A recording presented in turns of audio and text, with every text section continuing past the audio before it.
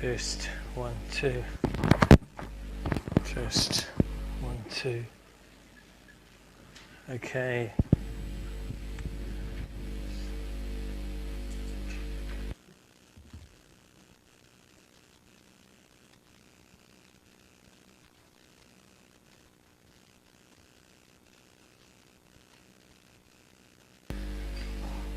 Test.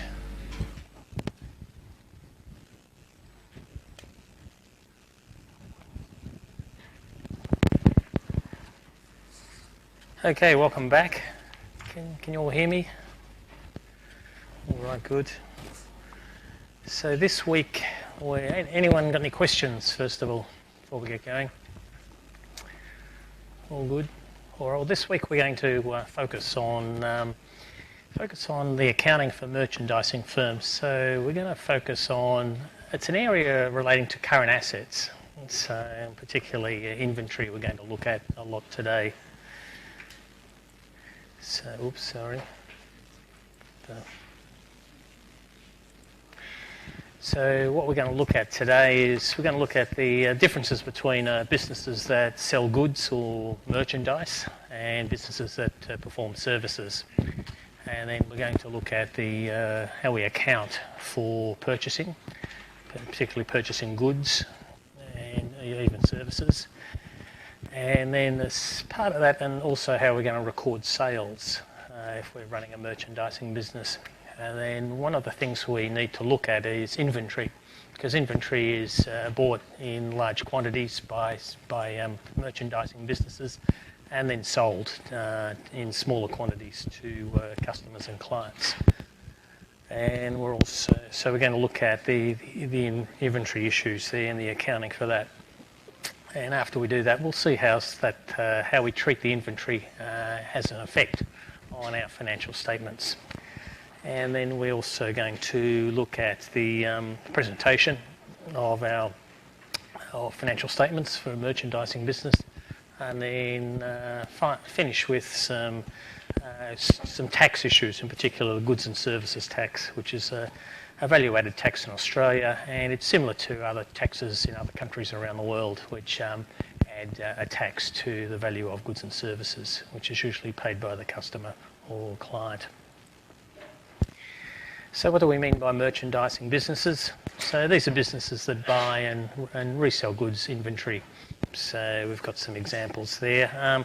So that's as distinguished from supplies. So supplies is an asset, but supplies are assets which are consumed or used up within the business. And in contrast to supplies, we have inventory. So inventory are the goods that are sold to customers. And so when in a merchandising business, when we talk about revenue, we mean sales revenue. So that's relating to the sales of goods.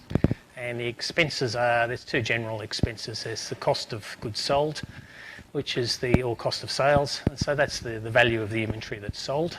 So that's generally the purchase price of the inventory. And we'll account for that when we sell it. And then also and so that's an expense. Cost of sales or cost of goods sold is an expense, and operating expenses is the other category of expenses. And so there's the link here is showing that, so the goods go from the wholesaler. So the goods come to the business from the wholesaler, and so the retailer is the merchandising business, and then they get sold to the consumer or the customer. So we've got a couple of slight difference in the operating cycles there. So we're looking at the bottom half of the slide, which is a merchandising business. So a simplified cycle is for a service business is that it starts in the top left-hand corner there, where it's performs services. And so then it actually, if it doesn't receive cash, it recognises an accounts receivable asset, and then it does receive cash, and then so it's a fairly simple cycle of doing work and then getting paid for the work and then doing more work. So in contrast to a merchandising business, the part of the cycle, the operating cycle, is we need to acquire or buy inventory from a supplier. And so it starts over here when we need to buy inventory, and so we can purchase inventory sometimes for cash if we have the cash available, or sometimes where we incur a liability, we don't pay, we buy the inventory on credit. And then after we acquire the inventory, we then sell the inventory, and then we raise some cash that way. So we might, if it's a credit sale, we'll recognise an accounts receivable asset, and eventually, hopefully, we'll receive the cash. Accounts receivable is probably a little less important these days because of credit cards. So usually, because of the use of credit cards, then there's a high likelihood that we'll actually get cash in the transaction rather than accounts receivable. But in any event, the cycle involves receiving cash from the sale of inventory, and then, of course, with that cash, we can then go on and purchase more inventory. And so, of course, without the cash from the customer here, we'd have difficulty purchasing inventory or paying for the inventory. Okay, any questions on that? So this is the main difference between the two operating cycles is the acquisition of inventory for a retailer. Yes?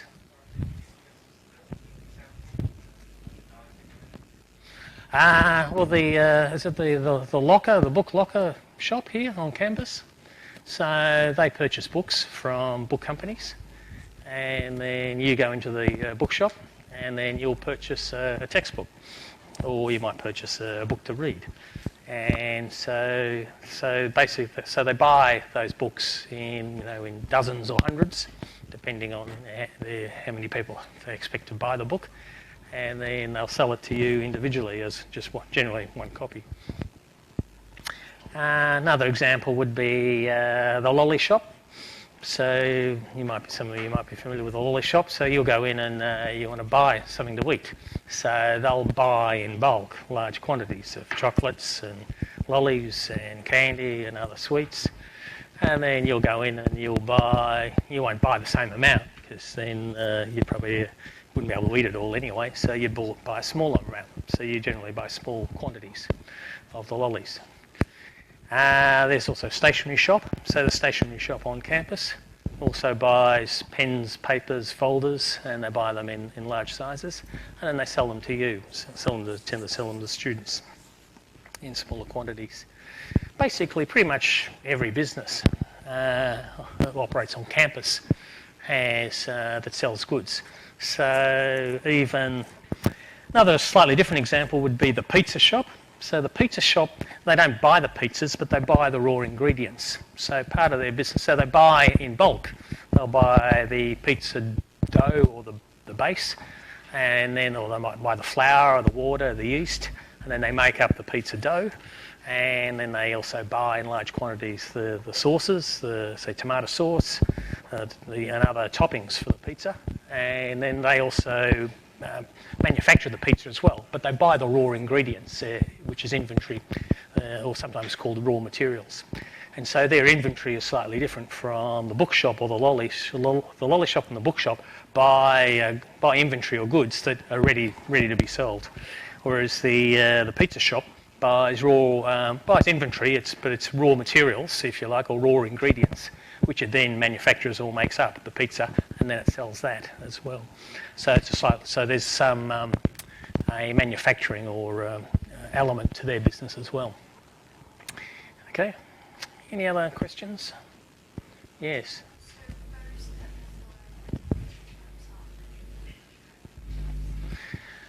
Yeah, that's a good question. So what I've been talking about is a retail business. So what we're looking at is retail or merchandising. So we have a supplier, and then on the other side we have a customer or client. And so we sell to could be an individual, could be a business, could be a company even. There's also other types of businesses in an inventory chain that might buy huge quantities and sell it to other businesses in smaller quantities. So it's also possible, and so that's more of a wholesale or distributor. So they might buy a shipping container full of goods, and then they'll sell that to businesses, and in smaller quantities. But they're still, if you like, an inventory business, but they're operating higher up. if you like, as an importer. But most of the examples what we'll look at is a retail business, so it's purchasing inventory and then selling it to customers and clients. Okay, any other questions? So that's the. So what we briefly covered before is the cost of sales. So this is it's an expense account for a business, and so what the cost of sales is the inventory that's sold, and we'll do the accounting for this shortly. And so what the cost of sales is, it's actually the value of the inventory that we acquired and then we sell. And so what businesses generally do, of course, is they'll purchase the inventory for a price, and then they sell it for a higher price. And otherwise, we're going to be in financial trouble if we don't do that. And so we measure the cost of sales, or cost of goods sold, is the value of the inventory sold. It's not the sales price, because that's measured by the sales revenue at the top. And so if we deduct the cost of sales from the sales revenue, that gives us the gross profit. So in the middle here, so this gross profit in blue there is the deduction of cost of sales from sales revenue, and then so that gives us it's just like a subtotal, an amount, and then from that we deduct the other operating expenses to get the profit. So the difference with a service business is the service business doesn't really calculate a gross profit because they don't have a cost of sales. So a service business might be an accounting firm, so they'll provide services, they're not selling inventory, so they generally won't have a cost of sales account. Okay, any questions on that slide? So now there's two different inventory systems of recording inventory. So there's perpetual and periodic. So the perpetual system, that slide actually, it looks complicated. Actually, not that complicated. So with the perpetual system, and so that's a system of inventory, is that we record all our cost of sales as we do the sales. So we keep a measure, and we'll do the accounting for this shortly. So the perpetual system, perpetual means it's like continuous. So always. So we always record the change in inventories when they're sold or when they're purchased. So we keep a running account, a continuous account of inventory under a perpetual system. And in contrast, what the periodic inventory system does is that it only records the sales revenue on a sale. It doesn't record the change in inventory. And what it does, it waits to the end of the financial period or accounting period, and then it physically counts the stock it has, the inventory it has, and then that way it works out how much inventory it's sold. And so there's a difference between the two systems. Perpetual is there's a continuous update of the inventory, and a periodic is that we wait until the end of the period and we count our inventory to work out what inventory was sold. Okay, let's have a look. So here's a bit more detail on the two systems. So with the periodic system, the records aren't maintained of the change in inventory, in particular the cost of sales at the time of sale, and so it's only done at the end of the period. And so this is a system which is generally used by smaller businesses.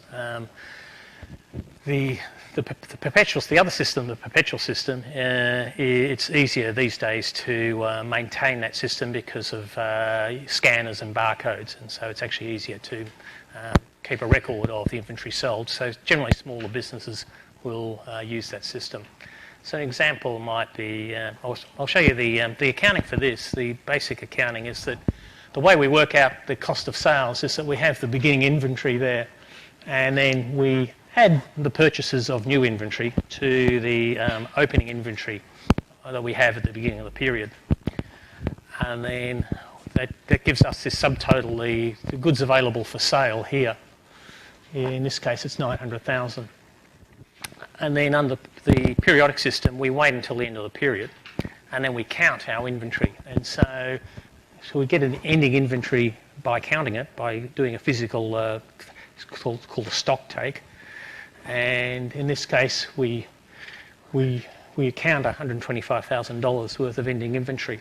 And so from the $900,000 of inventory we had, being the opening inventory plus the purchases, we finish with $125,000, which means that the cost of goods sold was $775,000. So that's the way in a periodic system we work out our ending inventory, because in a periodic system we don't count the inventory that's sold at the time of the sale. We wait until the end of the period. So an example of a business that might use the inventory, periodic inventory, might be there's a lady that sells, or a couple of people that sell fruit near the Commonwealth Bank there. So they have a fairly small business, and they're probably fairly busy during the day just selling fruit and drinks and a couple of other small items.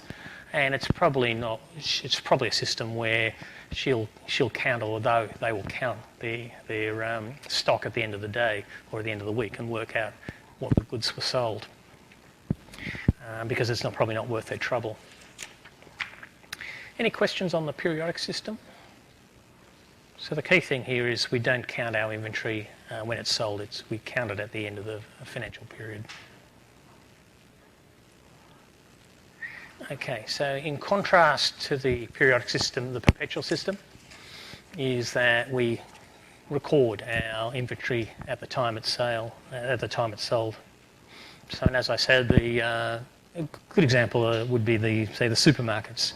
So when you scan the items, or when the items are scanned at the time of sale, that will update the records of the supermarket as to what the inventory levels are, and so that enables them to maintain a current count of what the inventory levels are. Okay, any questions on that?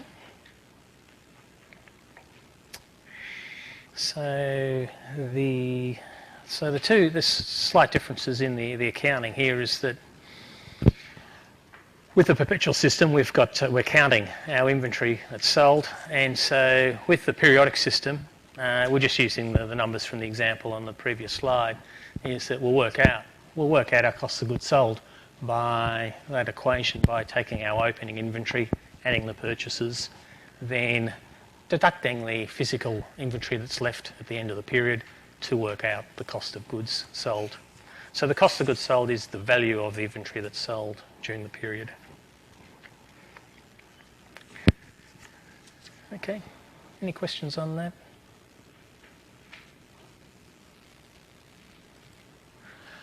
So that was the sort of introduction to the differences, or to a merchandising business and to the different inventory systems, the perpetual and the periodic system.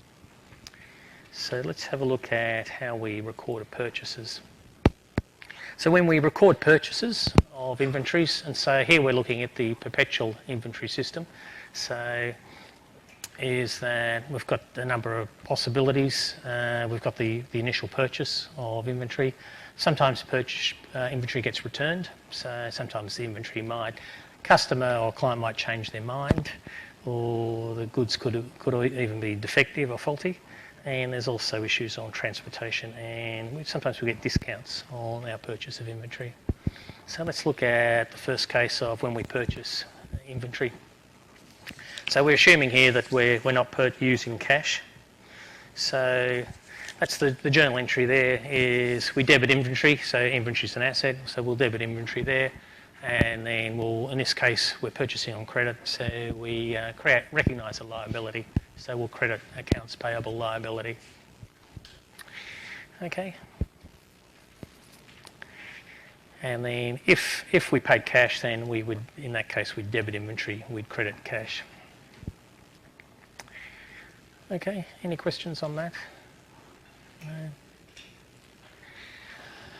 So in the case that there's a return of goods, so sometimes you'll see some businesses will say, we'll give you your money back if you return the goods within 1 week, 7 days or 14 days. So the accounting there is we reverse the earlier transaction. So the journal entry here is that we'll reverse the early entry. So in fact, we'll end up we'll eliminate the accounts payable liability, and then we'll credit inventory there as well. So this is where we're returning goods to the supplier. So this is a case where in the business, we're returning goods to the supplier rather than the customers returning goods. So there's two possible returns, of course. So this is an example of where we've purchased inventory and we've returned some of the inventory to the supplier. So where we return inventory, we'll credit inventory here, and then we'll reduce the liability. Okay, any questions on that?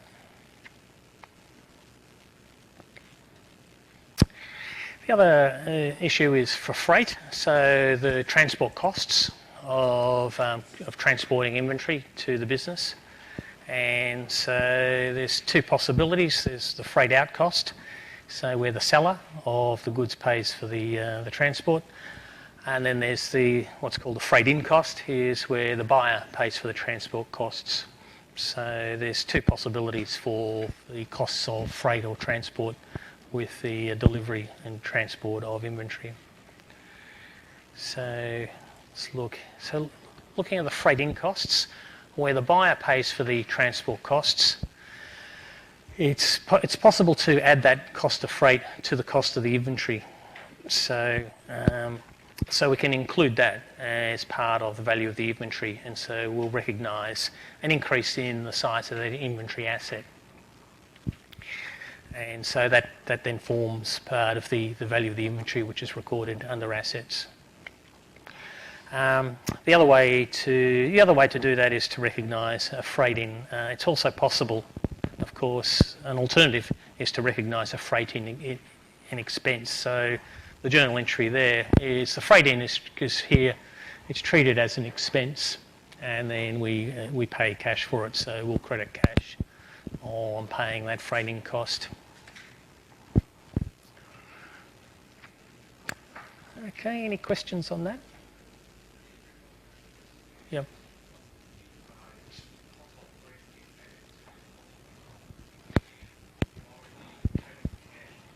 Yes, good question. So that the journal entry there is treating it in a sense as an expense. So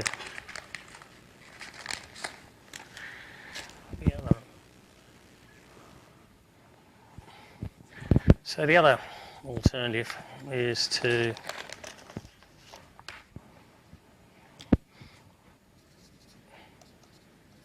this is not on the slide, but the other alternative is to recognise that transaction instead of the one on the slide was debit. Was it freight in?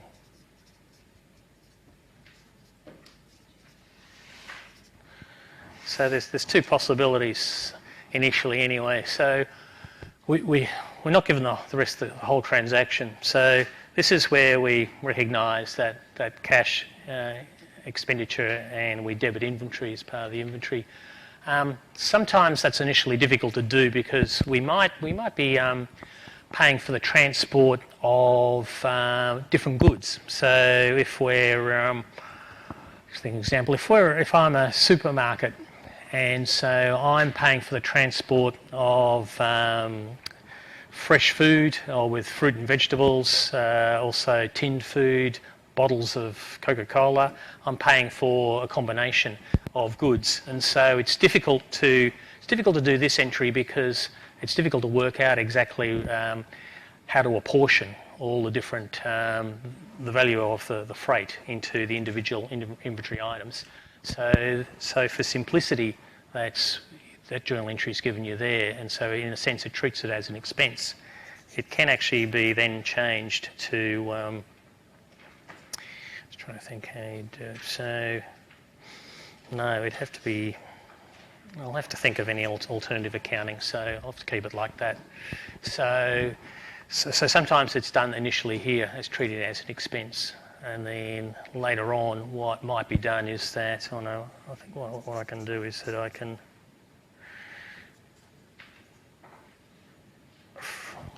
Must be here, freight.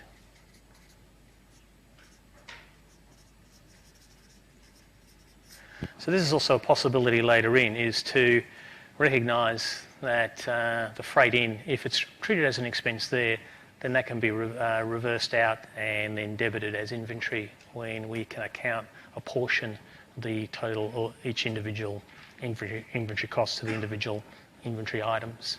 So that's also possible. That's not on the slide, and so I think that that's a little bit more complicated, and it might be actually going outside the course as well. So that's also possible. Okay. So here would be a direct debit of the inventory when we pay for the freight in. Here this is slightly better because we're keeping a record of the freighting costs as well. See, if I use this method, then I don't have a record of my freight in costs at all. So here this gives me more information. It tells me that I've paid for the freight there, and then of course with the narration, then that would tell me that I've transferred those freight in costs into the value of inventory. But I suspect I'm going outside the course here because that accounting's a little bit more complicated. And one of the issues why that's complicated is that when we freight in goods, we might be shipping or transporting more than one type of goods. So then you get into more complex accounting on how to apportion the cost of the transport for the different types of inventory that have been brought in. So we do it by the numbers, or do we do it by the weight of inventory? So how do we account for that? And that's getting way complicated for this course. Okay, any other questions? So we'll keep it simple here. So that's the journal entry for when we pay for freighting costs.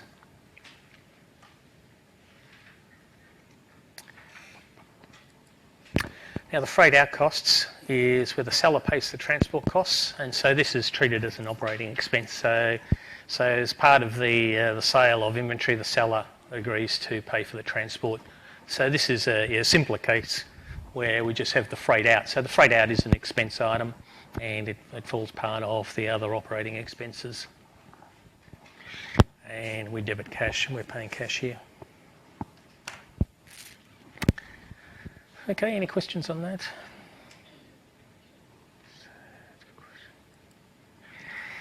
The next issue is that sometimes we'll get a discount on a purchase. And so the accounting here is relatively straightforward. There might be an original price or quote for purchase inventory, and then we might be able to negotiate a discount. We might get the discount because because we're able to bargain the price down. So in that case, we account for the actual price paid. So the accounting is fairly standard, similar to what we looked at in week 2, is we'll just debit inventory, and if it's a credit sale, in this case, we'll credit accounts payable for the actual amount paid. Okay. So that's a discount to us as a purchaser purchasing the inventory.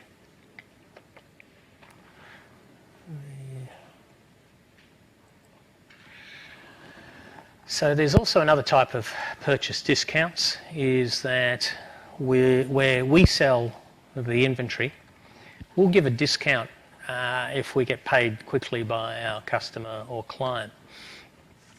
And so an example of that might be where actually no, sorry, this is again, we're purchasing, so we're actually purchasing inventory from a supplier.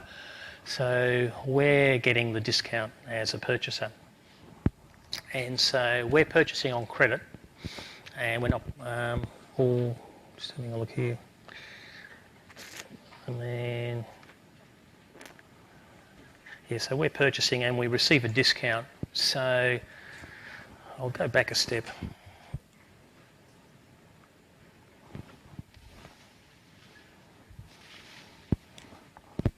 So what's not on the slide is the first transaction where we purchase inventory.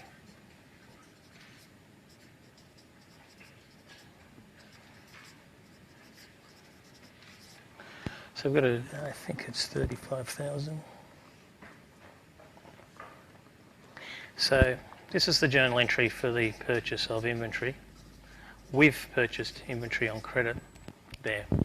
So that was the transaction when we acquired the inventory, and so we've purchased that. What we'll get here is the terms of the purchase, and N30.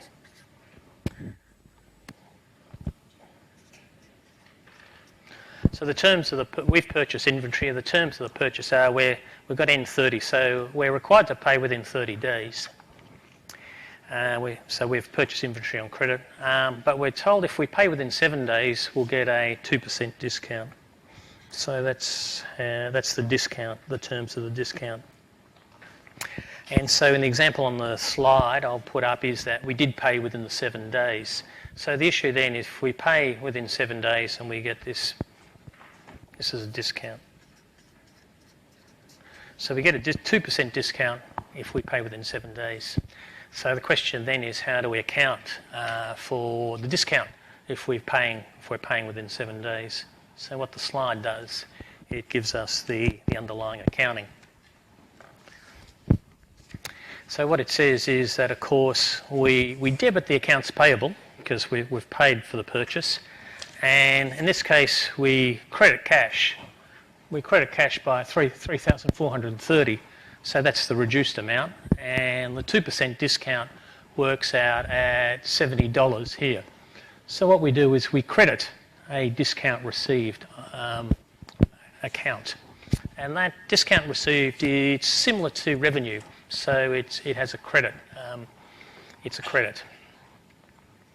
So similar to when we recognise revenue, we credit the revenue. Here we've got a reduced purchase price.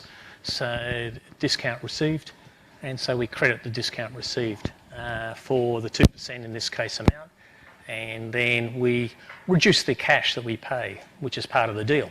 Is that we get a discount on payment of cash, in this case within 7 days.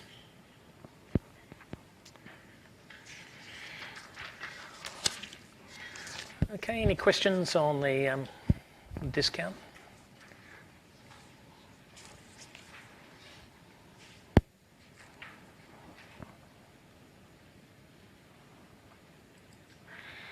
So that was the accounting for the purchases. So as a business, we're purchasing. So we record the initial purchase, and we also do accounting where there's a return of goods, or where we return goods, and then there are accounting for discounts.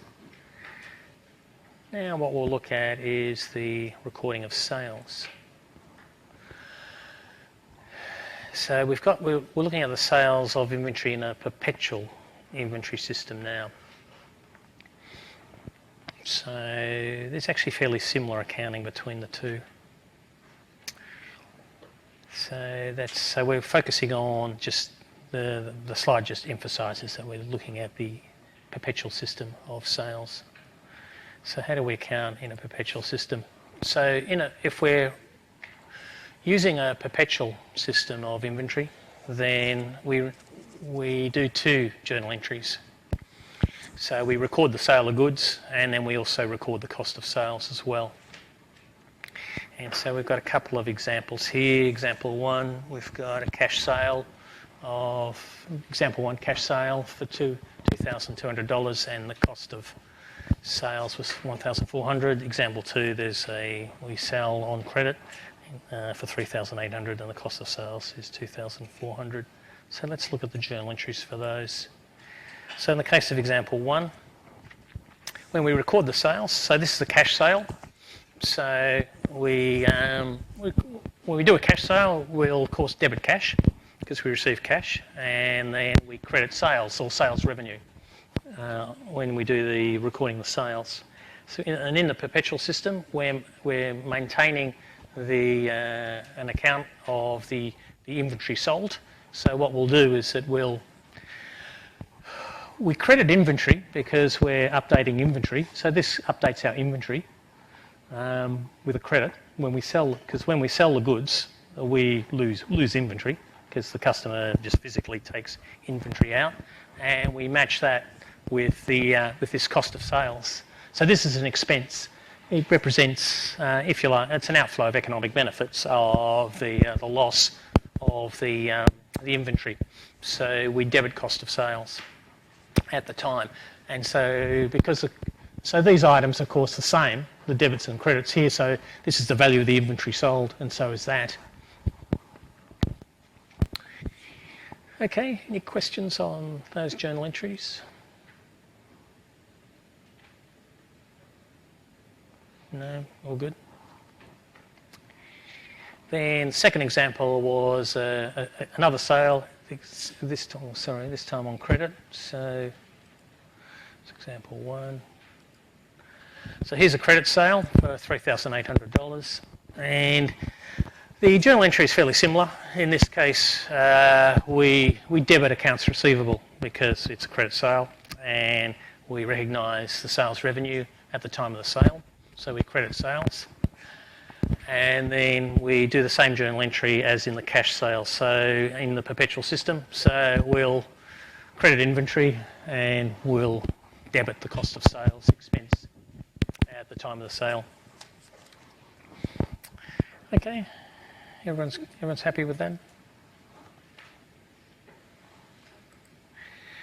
All right, and so the next accounting is where we have our sales returns and allowances. So what we'll need to do is so this is where the customer or the client returns goods to us, or we make an allowance on the price.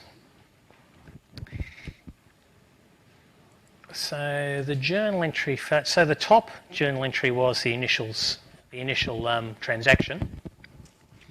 So on May the 5th, this was the original sale that was recorded earlier. In this case, it's a credit sale. So for a credit sale, what we'll do, we'll recognise the sales returns and allowance. So this is it's a contra account, and it sits underneath the sales. So, and what it tells us is that some of that sales revenue is offset or counted by a return of goods by the customer. So we'll end up deducting that from our sales to work out net sales when it comes time to produce our financial statements. What we'll do, of course, is when goods are returned, we'll credit the accounts receivable because we're no longer owed that money. So we'll credit accounts receivable, and we'll also reverse the earlier loss of inventory. So we've got a return of our inventory, so we'll debit inventory because our inventory's come back, and so our inventory level goes back up, and we'll reverse that cost of sales expense on when the customer returns goods to us. Okay, any questions on that?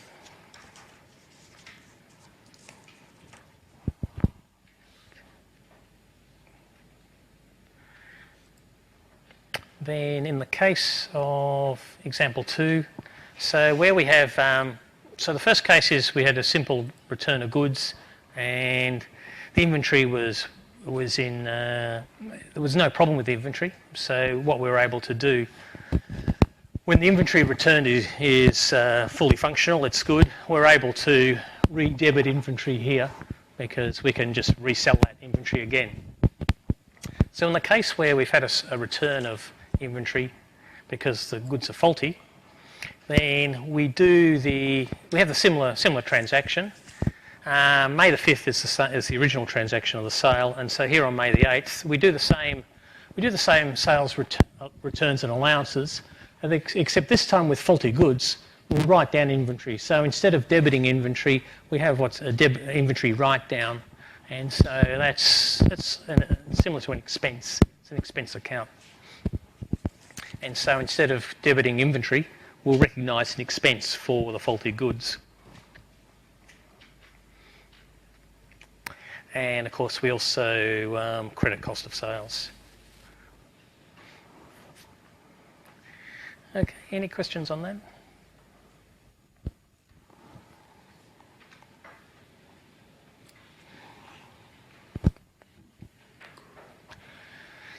Okay, next issue would be where we have we allow a sales discount for, so this time, in an earlier case, we received a discount because we paid within 7 days. So here's the similar situation where we're selling goods to a customer and we give the customer or the client a discount when they pay us early. So we have similar terms here. I'll do the...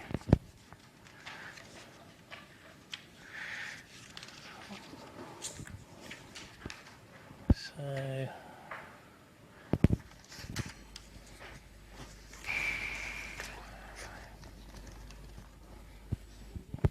I'll do the journal entry that preceded this.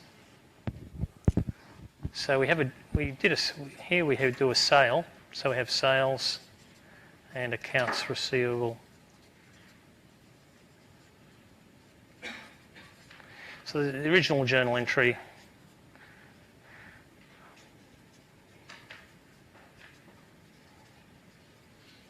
so we're in the perpetual system at the moment. So we'd have a journal entry here, and I think then I've got to get the numbers right. Using the example, I think it's 3,500.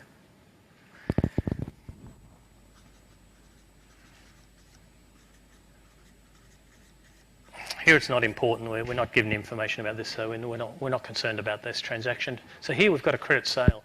So we've sold some goods, and then what we're doing is that we're allowing a discount. So we've got I think it's the 27N30. If I can find the terms. So there's a 2%. So it's a 2% discount, I think. So this is the original sale transaction. And then we're allowing a discount on the early payment. So, oh, sorry.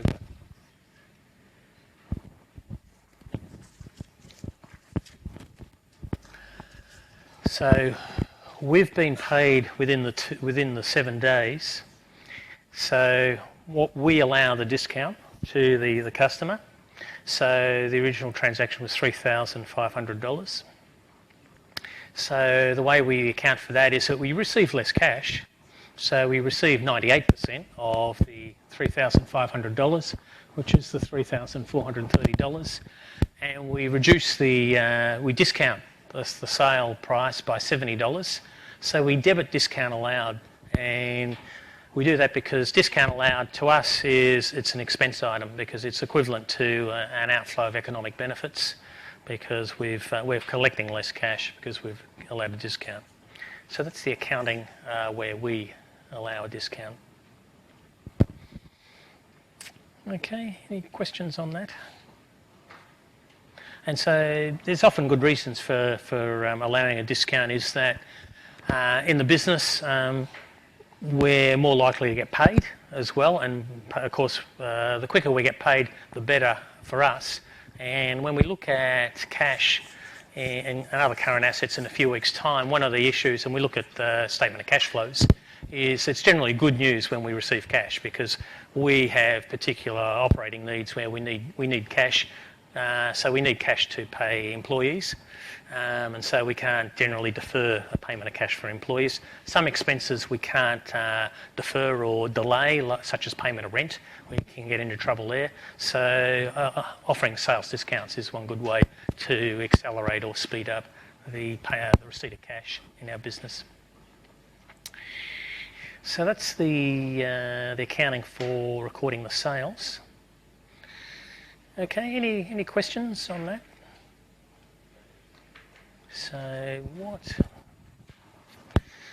thing, and just to highlight so this is the perpetual system. So if it was a periodic system, again, so this is, if it was periodic,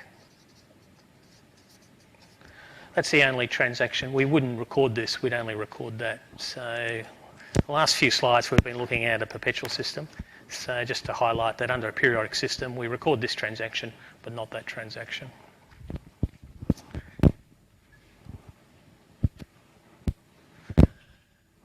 So, any questions about those, the accounting there for purchases and sales? No? Okay, let's have a look at cost of sales. Now, something that you might not have thought about is that, I'll go back. I'll just go back to this slide. So here the issue is we have a cost of sales and we're crediting inventory on the cost of sales. Now, one question is, how much is the cost of sales? And so, and you might think, oh, that's obvious. That's just of course, the purchase price of the inventory. So what can happen, though, is that sometimes we're not sure exactly what item we sold. So that might arise where, particularly at a time where prices are changing, where there's even any amount of inflation, is that when we purchase inventory over time, sometimes the costs go up of that. And then so we have a story. We have like an example would be bottles of Coca-Cola. So the cost to us of the Coca-Cola bottles might have changed over time, and so in our supermarket we have different bottles cost a different amount. And so when we sell those bottles of Coca-Cola, how much do we account for that? If the purchase price of the inventory changed. And so what we have is an assumption we need to make on what's called a cost flow assumption. Here, the cost flow assumption.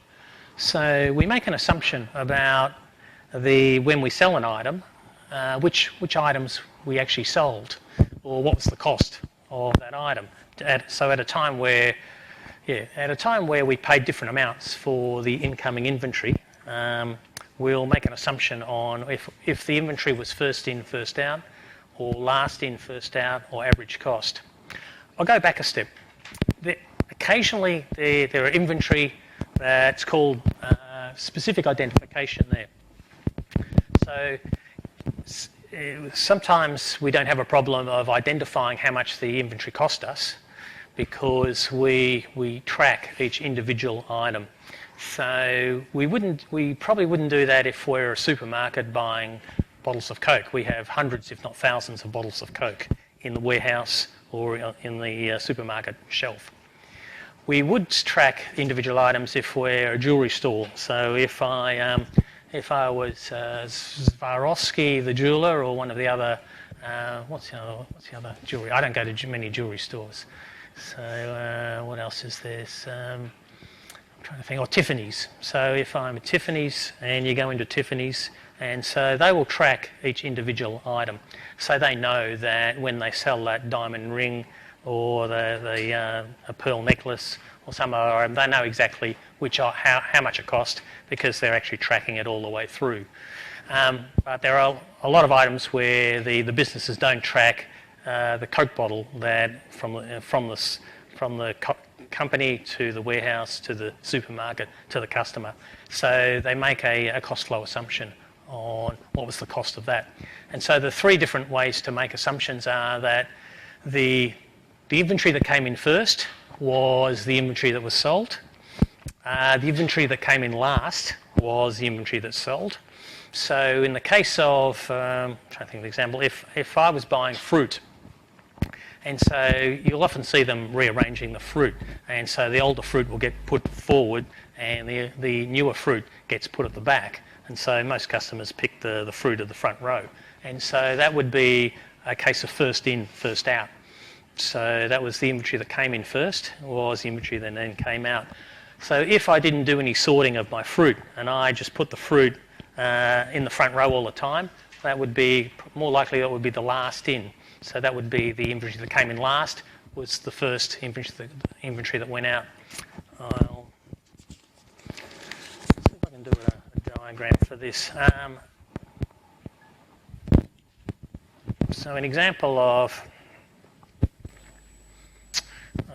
so this is first in, first out. FIFO is that if I have a pool of inventory, so the inventory flows through. So the inventory just moves along and comes out. The opposite of that is last in, first out. So that might be where I have inventory and the inventory that came in last was the first one to come out. So I might have inventory down here that doesn't get sold for a long time because the new inventory was first out. The last inventory in was the first inventory out, and here the first inventory that came in moves all the way and comes out in the same order that it came in.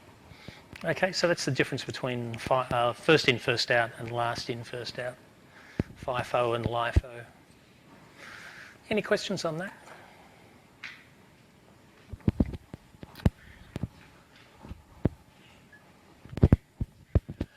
And there's a mixture of two, is called average cost. So we can also use average cost here. So that involves that where I have the inventory coming in at different prices, I will just add up the average cost. And then that was the cost of the inventory that was sold.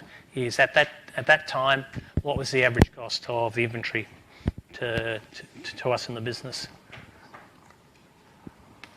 So, yep. Very good question. And we'll see that this is at a time where the inventory cost changes.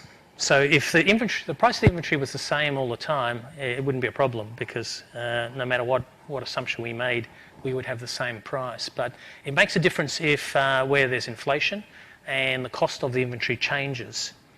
So we receive inventory at different prices, and then we sell some of the inventory.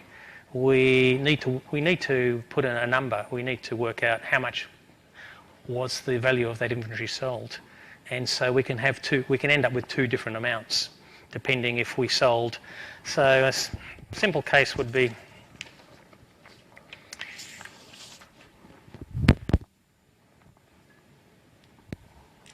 so I'll use my Coca-Cola example. This is an extreme example. So the price of a bottle of Coca-Cola,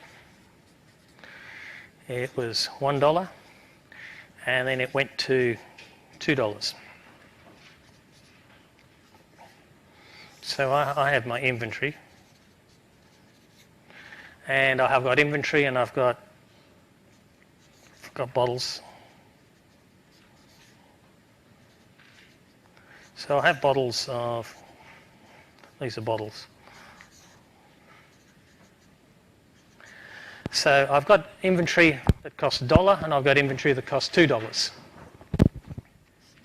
And then I do a sale and I have a cost of sale. I sell one bottle.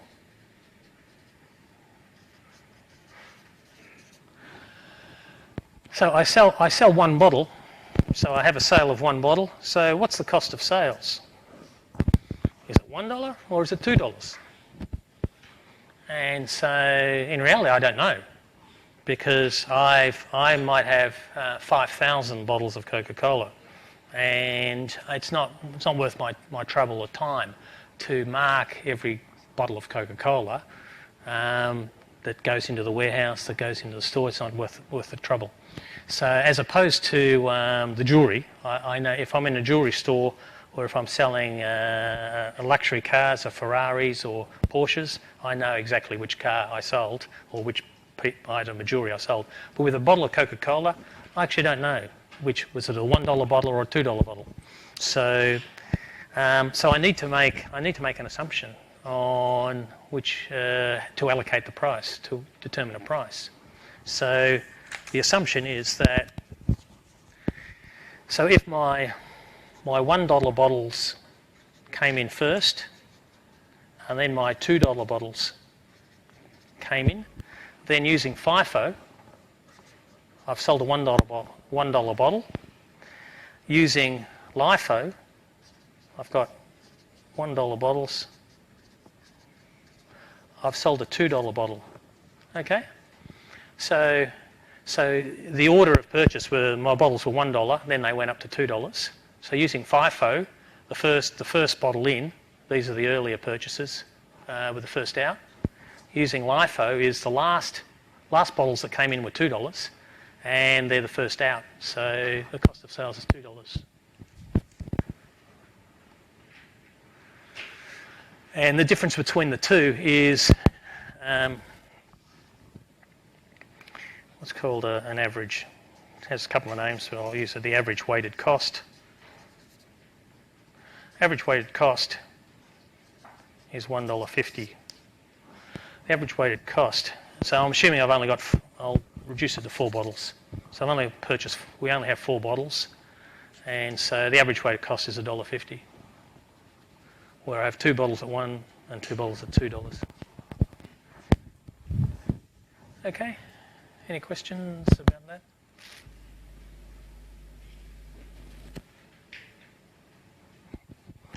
So we make an assumption on how did the inventory flow through. And so let's look at the accounting for that. So the case with a specific identification is, as I was saying, we can usually work out what the actual cost of that assumption is. So we don't really need to rely on the assumption. So your motor vehicles, jewellery, antiques is another example where we'll know exactly which item, because often those items are unique. So the cost flow assumptions here's an illustration using first in, first out, last in, first out, and average cost. So we've got a business called Dubbo Electronics where there were 550 units were sold, 450 were in inventory at the end of the year.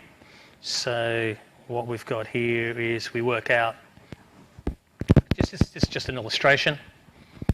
So we'll see that we've got the dates are here. So we've got different dates where we have the opening inventory, then we do purchases, 3 different purchases, and we'll see the cost was $10 at the beginning of the period, and we purchased items for $11, $12, $13, and of course we're keeping a track of the numbers. So we opened inventory of 100 items, and then we purchased 200, 300, and 400. So we have total units available for sale were 1,000, and then we've got the total costs of the total cost of the inventory to us there for the initial value of the inventory plus the value of the purchases and the total cost of $12,000. So that's just giving us the background to how we're going to account for the cost of sales. It's just describing what the inventory situation was and how the different prices changed. Okay, so that's the background. So what we'll do now is that if we look at first in, first out, so let's have a look at, we've got total cost, so I'm just trying to think. Okay, just trying to work out what we got here. So this is the cost available for sale, and then we've got, let's try and think what they got. Oh, okay, what they've done here is that they've sold. So what we need to pay attention to here is 550 units were sold. So what we're going to do is we're going to work out these 550 units were sold out of 1,000. So the big question is which units were sold? Which 550? Were they $10, $11, $12, $13, or what combination of units were sold? And so we start with first in, first out. Is that the first in are the ones that were sold. So we have the 100 units at $10. They were sold first because that was the opening inventory. But that was 100 of 550. So after the first 100, the next 200 that we sold were the $11 units, and so they were purchased on April the 15th. So that adds up to 300 units that were sold. And so we still have another 250 units and to make up 550. So these 250 units were the $12 items that were purchased on August the 24th. And so we value the inventory by multiplying the units by their cost to get the total cost. And so the total cost of 550 units here is $6,200. From the total cost of $12,000. And so we calculate the cost of those sold using first in, first out, FIFO assumption. And in the second part of the answer to your question, what does it matter, is that this is the cost of sales, and it goes into our income statement. And so the income statement is profit minus costs or expenses, and which includes that number. Whereas if we did, we'll see in a moment that if we use last in, first out, we'll have a different number. Same sale, same inventory, but we're just using a different assumption. We'll end up with different amounts, which affect our profit. So it can have an important effect. Any questions on that slide? On the calculation? So that's using first in, first out. Yeah.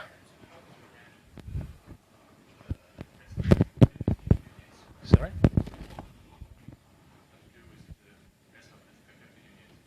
The other units? Oh, the accounting for it?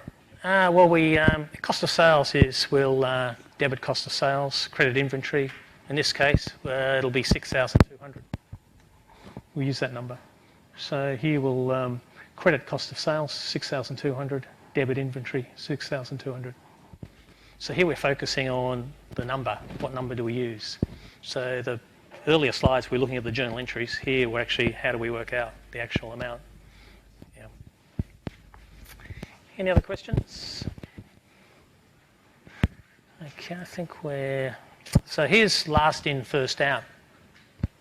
So here we've sold, same situation, we've sold 550 units of our 1,000. And so if we're using last in, first out, the last in was November the 27th. And second last in was August the 24th, which are in there. So with 400 units, November the 27th at $13. And to make up 550, we have 1,500 at $12. And we multiply that out and we get $7,000. So the cost of our sales using last in, first out was $7,000. And so our journal entry will be debit cost of sales, 7,000, credit inventory, 7,000. So we'll have a higher cost of sales, and that will reduce our net profits for the period. Okay, any questions on that? No, and the average cost will be, we'll go back to, so the average cost is, we have total number of units, 1,000. Total cost of 12,000. So we can work out the average cost. The average weighted cost ends up being $12. So let's go to the slide. So the average weighted cost is the cost of the goods available for sale divided by the number of items. The number of items for sale gives us the weighted cost. Well, the weighted average cost is $12. So we sold 550. So we multiply 550 by 12. That gives us 6,600. So that's another number, different from first in, first out, and last in, first out. Yes. So if the price of the items are descending, will you use last in, first out? Yeah, if we had a choice, yes. Depends on what we wanted to do. So we might, depends what we want to do. So do we want to maximise the profit, or do we want to reduce our tax? So if we have a tax problem, we want to increase our expenses and reduce our profit and reduce our tax payable, our tax liability. So it depends on our goal. Usually what we want to do is report an improved profit. So we want to reduce the cost of sales, reduce our expenses. So yeah. Okay, any other questions about those? Okay, so let's have a break for 5 minutes and then we'll move on. So.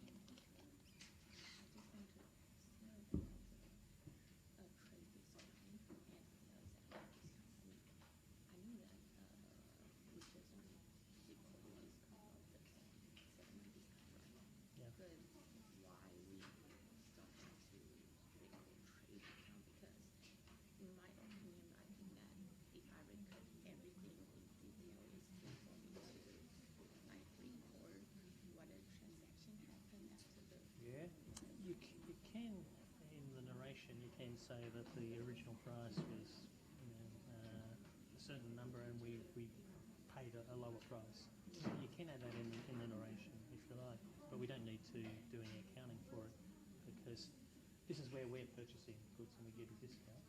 We don't need to change. We don't need to do any special accounting. We just record the purchase price. The accounting, we do extra accounting when we give a discount to the customers, or if we're given a discount for early payment. So then we do that. But it depends on if we purchase at a discount or we buy on credit and then we're given a discount for early payment. So there's two different types of situations there. Okay, so in terms of the trade discount, I can just type on a description to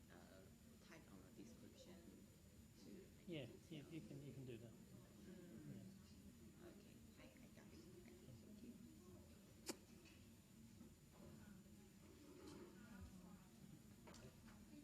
Making sure. So about this case, it means that accounts payable. It means that I just need to pay less than $13,500. So because I got discount, so the account payable is decreased. So the decrease from the account payable is direct. So That's a liability, and we no longer owe that money, and because we paid cash and we received a discount as well. So that case is that accounts payable just means that originally when we purchased the inventory on credit, we had to pay $3,500. Yeah, right. All we're doing is reducing that to zero. So it means that if we pay in 7 days, so we got a discount. So the decrease happened on the accounts payable, right? Yeah, it's just that's the same. If we get no discount, it's the same. We get no discount, it's the same. We just pay more cash here. So that doesn't change. That doesn't change. The cash will change if we get a discount or not. Yeah. So if there's no discount, we will pay $3,000. So why accounts payable is quite that big? Because when we purchase something on credit, so we purchase on credit, we debit inventory, and we have our liability. So we credit the liability. So we haven't paid cash. We just incur a liability. So we credit the liability. Yeah. And we need to, when we pay for it, it goes to zero. So it goes to zero with a debit. So the account. Oh, okay. Sorry, I don't really understand. If you do the T ledger, accounts payable. Yeah. Because it's a liability, right? It's a liability, yeah. Yeah. So when we do a inventory, we buy inventory, we have a accounts payable liability of $3,500. Then when we pay, Why eventually it's credit? it's a credit because it's a liability. So it's a liability. So we recognise that when I purchase something, I don't pay cash. I recognise a liability. Yeah. Okay. Then, when this liability gets reduced when I pay for the goods.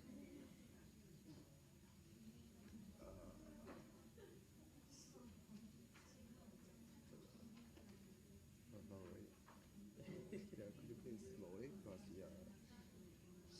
So the journal entry is. So when I pay. So when I use credit to pay some goods, the goods I got is liabilities. So the inventory is liabilities. Just go back Actually, to. inventory is debit is inventory is asset, right? Sorry.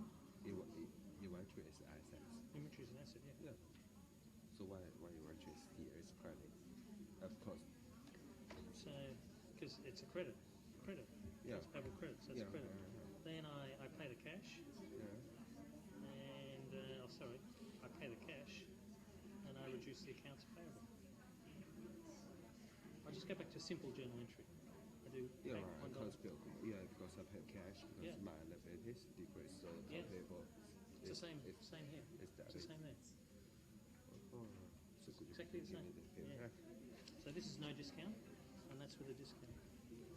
Okay, got it. So So you need to understand that first, and then if you get a discount, you pay less cash. So this one is the same as this one, right? Exactly the same. Okay, got it. Thank you.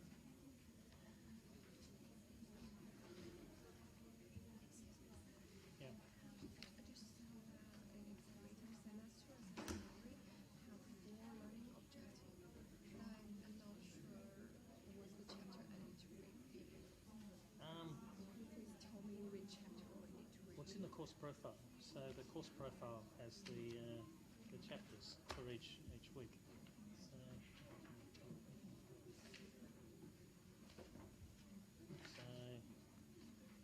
here's the course profile. So yeah, that's telling you what the goal of the learning. The chapters in the textbook are here. So where are we? Chapter 2, chapter 1, chapter 3, chapter 4, 5, chapter 12. So this tells you the chapters of the books there in the course profile for each week. It's in the course profile. Section 4, learning activities.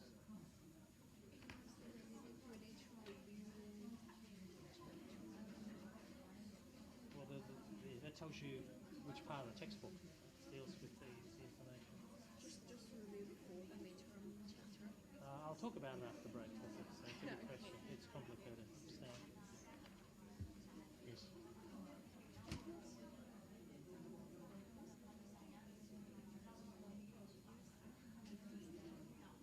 It's just how much was this for sale? So it's just the beginning inventory plus the purchases. So it's a subtotal just saying how much did we have to sell. So it's a temporary item, just saying how much we had available for sale.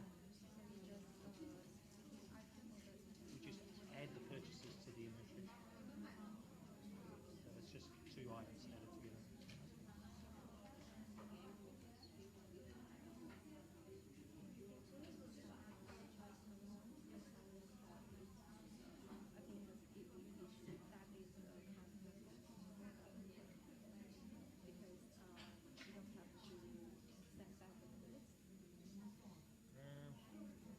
So we do. It's a similar item there. So we'll reduce inventory. It'll be So yeah, good question. So I'll have to. So we'll receive less cash. So we'll have to do. We'll actually have to have an allowance, special sales allowance item. Yeah. So it's not covered in the lecture. So you should be tested on that. So sure. I better start teaching because it's been 10 minutes.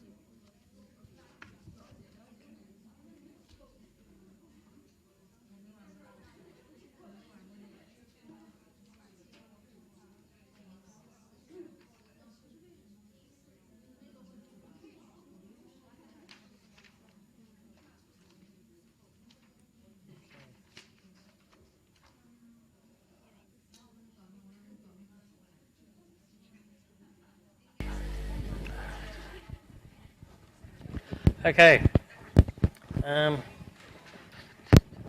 So we've just finished looking at the cost flow assumptions. I had just had a question then about preparing for the mid-semester exam. So now I'm going to go outside the normal lecture slides. This is just my opinion. It's not the opinion of anyone else, but I'll give you my advice on how to prepare for the mid-semester exam. What I used to do as a student, accounting student, and what I recommend people over the years. So this is not part of the official course information. One of the reasons the question came about was, how do I prepare for a mid-semester exam or any exam, and particularly in accounting? So there's a number of different resources you have, and so if you looked at this is the course profile. So this is the course profile for 711 accounting, and in section 4, which hopefully most of you are familiar with already with this, because you should have looked through, because this course guides you into what we're doing, studying every week. And what it tells you is the learning objectives. They're interesting, but they're not really all that critical to what we need to understand. it can help us sort of understand where we're going because it's a guide or an objective. The important parts are the chapters. So the chapters of the books here. So this is small print, so it's hard to read. If I can zoom in a bit. So example is that, see, we've got the book here and we've got the accounting standards. We might have a chapter of the book. So week 1 was chapter 1, week 2, chapter 2, chapter 3. And then if you look through each week, it'll tell you which chapter of the book. And so that's helpful for those that, of course, have the book. Not everyone does buy the book, but when you've got the book or the access to the book, you can look at the book and that can help you understand some of the material. But just using the book is difficult because the books are very large. And the book contains a lot more information than we have time to teach in any subject, any accounting subject. And so one of the things to help you are the lecture slides. So what the lecture slides do is that it takes generally the most important parts of the chapter as far as the course is concerned, and with the lecture tries to teach you the more important parts of what's covered in the book. So because a lot of the book will be outside the course because there's no time to teach it. So reading the book is good if you have a specific question. It's difficult if you don't know where to start because you'll end up reading material that's not going to be in the exam. It's often, I don't want to encourage people not to be interested in accounting except unless it's on the exam. But if your time's short and you need to be efficient in the way you study, reading the books, I wouldn't do it unless I'm guided by a particular question or using the slides. So what I pay attention to is the lecture slides because, of course, you're more likely to be examined on material that's going to be in the lecture slides. Secondly, look at the tutorial questions and the other questions that you cover because, again, the decision's made to focus on more important materials. They're in the tutorial materials and any other materials which are covered in tutorials. And some courses have additional practice exercises. Again, look at those. And so accounting, the way to study, I found to study it for accounting is to practice things and do the exercises, solve problems. It can be a little bit dull and difficult to memorise if all you're doing is just reading. So reading is often a difficult way to remember material on its own unless you're actually applying it and doing particular exercises. So that's just a general overview on preparation for anything really, for an exam, and that applies to any accounting subject that I did. Okay, any questions on that? So that's just me personally, and it's not an official sort of guide anyway. Okay, what we've just done are the assumptions. So let's have a look at. Next learning objective is we're going to look at if we do a particular cost flow assumption, what's the effect of that? So as I mentioned before, the profit or loss is going to change depending on the cost of goods, cost of sales, because they're an expense. And so where prices are increasing, which is more normal than decreasing, is that using FIFO, first in, first out, you will have a lower cost of sales and a higher net profit. And then using LIFO, you'll end up with a higher cost of sales and a lower profit. And then the average weighted cost falls in between the two. Then if in a case of deflation, which is unusual, but it's actually these days it's getting closer to having deflation rather than inflation. So inflation is very low at the moment in Australia and in a lot of countries. Is that the opposite occurs. So using FIFO will give you it'll be a higher cost of sales and lower profit, and LIFO is the reverse of that. Okay, any questions on that? Let's have a look at. So here's an example of using the Dubbo electronics. If we use the LIFO, FIFO, or average cost, then there's two differences. There's the cost of sales will change, so it will affect our profit. Here will be affected by the method of inventory.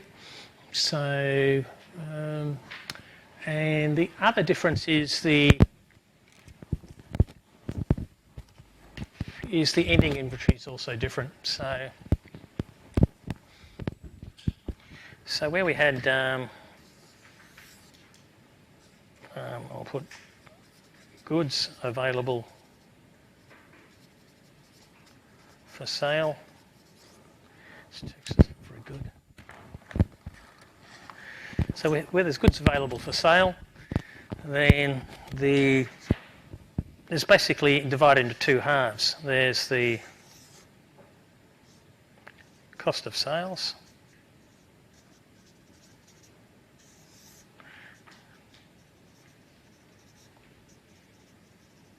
what we've been focusing on there before was the cost of sales, so which is just the portion of the goods available for sale that are sold. So goods that are not sold end up being in ending inventory, and so the cost flow assumption we make, FIFO, LIFO, average weighted cost, affects cost of sales, and also it affects the ending inventory, because here in my world of $1 bottles and $2 bottles, whichever method I use for cost of sales will potentially influence the value of the ending inventory as well.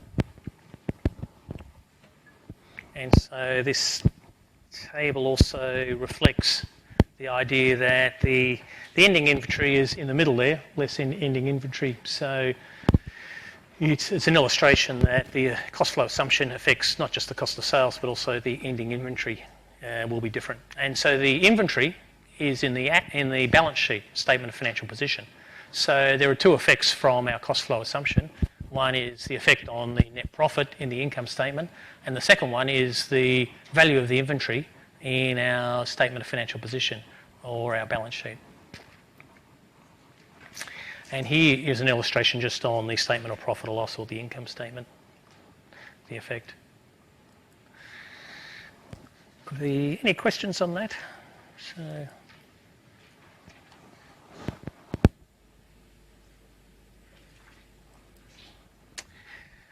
now so statement of financial position effects is that, so this is the balance sheet. So we have increasing prices. So the costs allocated to inventory, ending inventory using FIFO will be about the same as the current costs, and LIFO will be understated. That's actually fairly a little bit obscure. What I like to think about is the idea that where the cost of sales is lower will mean you'll have a higher ending inventory. So I think another way to think about that is the fact that, so if my cost of sales is lower using one method, then the ending inventory will be higher there, and vice versa. If I have higher cost of sales, I'll end up having lower inventory because I've got the same pool of goods available for sale. So if I use a particular method, so what do I have here? So if I have rising prices, I'll have FIFO in blue and LIFO in red.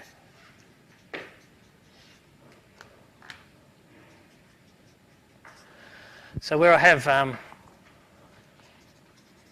increasing prices of inventory, where I have increasing prices of inventory, then using FIFO I have a lower cost of sales and I'll have a higher ending inventory.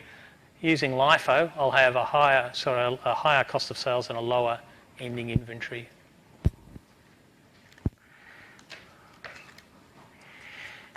Okay, any questions on that?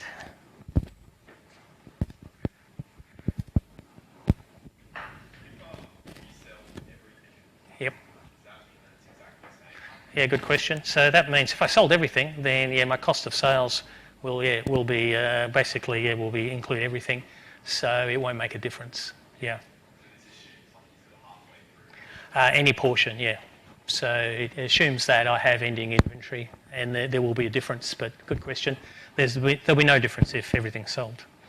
So I will account for it I'll only be able to account for it one way, with having a cost of sale of everything sold. So it won't make a difference whether prices went up or down or stayed the same. I'll end up with the same result, yeah. But in most cases for retailer, there will be stock or inventory left finishing. You'll end up with a closing balance. You'd actually be pretty good. It'd be a very efficient business if you sold everything, because what we might look later in the course is one very efficient way to use your money is to have less money tied up with stock, because it's not an efficient investment. So, because if I have money available for use in my business, I don't want to purchase lots of inventory and have it in the warehouse or even sitting on a shelf in a supermarket. What I want to be doing is trying to sell it as quickly as possible, and to end up with holding low levels of inventory, because I can use my money in other ways, not tied up with inventory levels, but using it for other investments, other purposes. But yeah, so if I can sell everything, that'd be perfect. As long as, of course, I was able to... The other extreme is if you have low levels of inventory, in practice, is that the customers come in and they can't find anything. You don't have anything. So you have to order for them, there's a delay, and they might go somewhere else and buy somewhere else.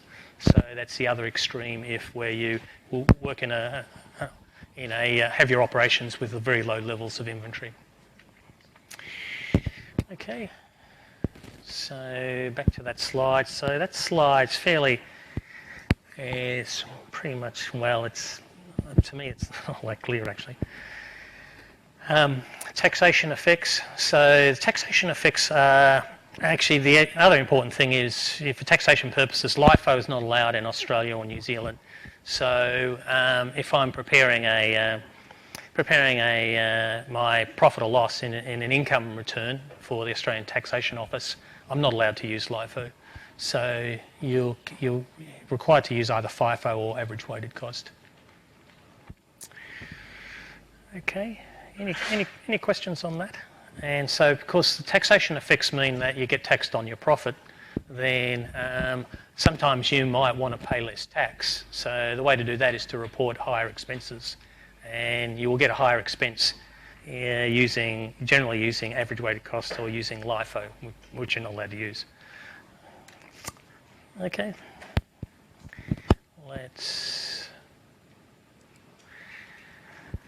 So using inventory cash flow. So one of the issues is, of course, as we've just seen, the cost flow assumption can affect the cost of sales and the net profit, and also the ending inventory and the value of inventory in the balance sheet. So what companies do is that they often put in their financial statements a note explaining their inventory. So if you go to a financial statement and you look at the inventory, there's often a number there, and in the notes it will explain the method of cost flow assumption, whether it's average weighted cost or whether it's first in, first out. And so companies really are not free just to change without explanation. So the idea here is that if the company changes its method, its cost flow assumption, it needs to report that and explain the effect of that. Otherwise, it might look like it's trying to manipulate or change its financial reporting for a special purpose, because it might be in financial difficulty or might be another reason. Okay, so here's a couple of examples, what we were just talking about, of Woolworths and Domino's Pizza.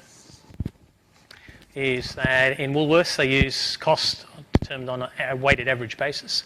So they do average weighted cost. So all those Coca-Cola bottles at Woolworths, next time you go in, they'll be an average weighted cost, and as all their other inventory. In contrast, Domino's Pizza, they do first in, first out. So when you buy a bottle of drink at Domino's Pizza, they're assuming that the cost of that was the first inventory that came in, or the oldest inventory is going out. Okay, any questions on that? Let's have a look at a statement of profit or loss. So what's meant by the classified statement of profit or loss here is that they've calculated, in this case, a couple of things. The important thing is the gross profit. So the gross profit over here is, the gross profit there is, of course, the sales revenue minus the cost of sales. And in this case, they've calculated net sales revenue, So what we've called sales revenue in the slides can also be regarded as gross sales revenue, and then we deduct these sales returns, so to get net sales revenue. So here's an example where, sorry, I can't do it here. Here's the sales. Oh, this is pasted on. So the sales returns and allowances deducted from the sales revenue to get what's called net sales revenue. So, and then from net sales revenue, we deduct the cost of sales to get gross profit. So once you calculate gross profit, you then deduct the other expenses. Then you after gross profit, you also add in the other revenues. So other revenues, in this case, we've got interest and rent revenue, and also add discount received. That's a form of income. And then, from that you deduct all the other operating costs after that. Okay, so that slide is missing the expenses. It doesn't include the other operating expenses and doesn't calculate the net profit. So it's just the top half of the statement of profit or loss. Okay, any questions on that? So we're just talking about the presentation, how we present, or the income statement or statement of profit or loss here.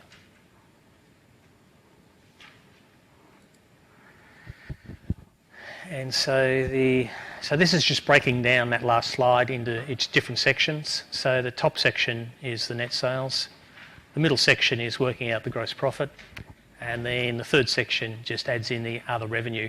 So normally we spoke about, or it would have been a couple of weeks ago, for a service business we just have revenues and then expenses and net profit. Here the order's changed because we're calculating gross profit. And so if you like, the cost of sales gets taken out of the expenses and elevated directly underneath the net sales in order to calculate gross profit.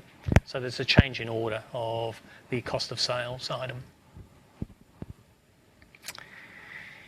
Okay, and here's the second half of the slide, is that you'd have the operating expenses there, and they're divided into different areas. So in this business we're interested in the different types of expenses, and this is just an illustration. We've got selling expenses, administrative expenses and financial expenses are grouped together, and then we've got profit before income tax, and then we have the income tax expense and working out profit after tax. So this is the second half of the presentation of the statement of profit or loss for this business. Are there any questions on that? So the main change is in the first half here is we're calculating gross profit before we include the other revenue items under sales revenue. Okay, so there's just again the illustration of what types of three different types of operating expenses: selling, administration and financial expenses. Okay, let's have a look at what we've got. Is looking at a couple of ratios now. So one of the things we have, if we calculate those items, we're in a position where we can look at what's called some ratio analysis. I think we'll look at this next week when we look at some financial statement. So the idea here is that this is what we'll cover in more detail, I think, next week. Is the idea is that with our accounting numbers, they're good, but what we can usefully use with the accounting numbers is we can divide them into each other and create ratios, and that enables us to analyse and to understand the business in new ways, and it provides new information about the financial position and financial performance of the business by the creation of ratios. So the ratio is basically just generally taking two accounting numbers and dividing one into the other, and then producing a ratio which we can then compare with the previous year or compare with other businesses. And so there's at least two ways we can use this ratio information. And so what it does is that it helps us also helps us understand the business as well, because buried in the ratio are two accounting numbers. So the first one here is the gross profit ratio. So it divides the gross profit into net sales. So the idea here is that we're comparing two businesses in their gross profit ratio. So the gross profit is the net sales minus cost of sales. So in effect,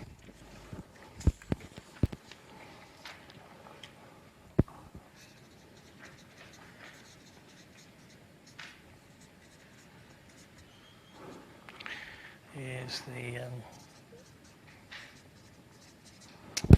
so this gross profit ratio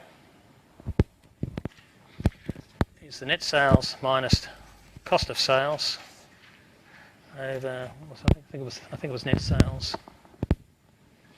Where are we? Here it was over net sales.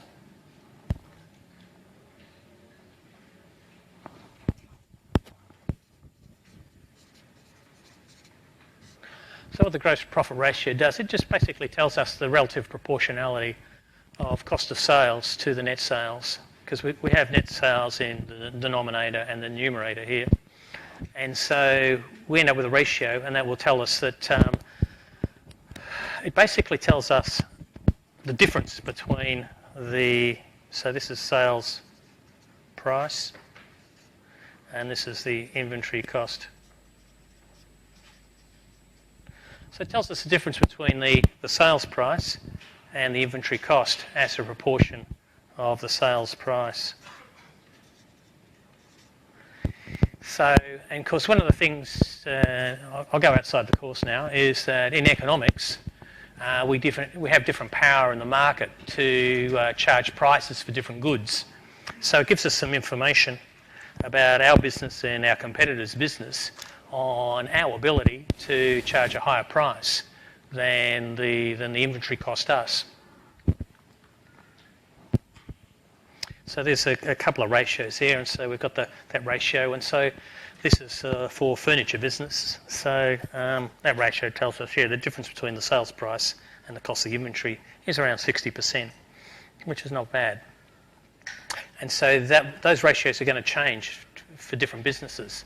And we'll cover this in more detail when we look at financial statement analysis. But it's one of the it gives us some information about that. Are there any questions about that ratio?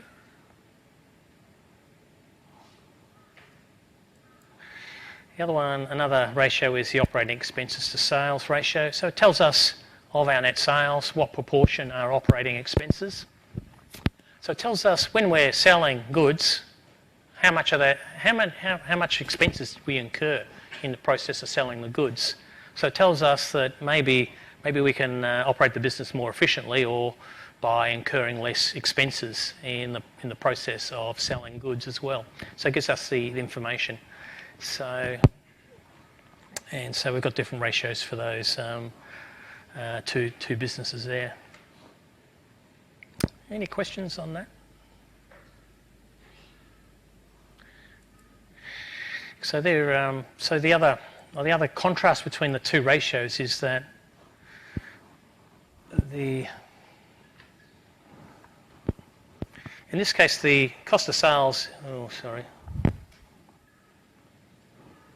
So the cost of sales is an expense, and that's appearing in the top here. And in this case, we've got the operating expenses appearing there. So the operating expenses are another type of expense. So it gives you a different ratio there. Okay, any questions on that? Yeah.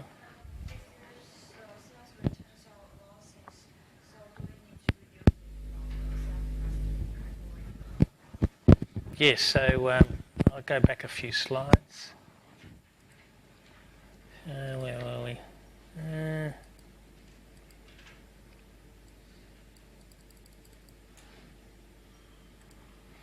So here in the top half of the slide, we've got sales revenue. Then we deduct sales returns and allowances, and that gives us net sales. In this case, of 460,000. So we derive a net sales number by deducting sales returns from our original sales revenue. And we use the net sales number to work out gross profit there. So we are accounting for the sales returns and allowances. Okay, any other questions on if I can find out where we were. Any other questions about our ratios? All right, so what we're going to do now is look at the goods and services tax. Now, the reason we're looking at it now, because you think, why are we interested in this? And the reason we're doing it now is the fact that in a retailing business, and in Australia and in lots of countries around the world, is that when we do the accounting, we've also have to take into account tax issues.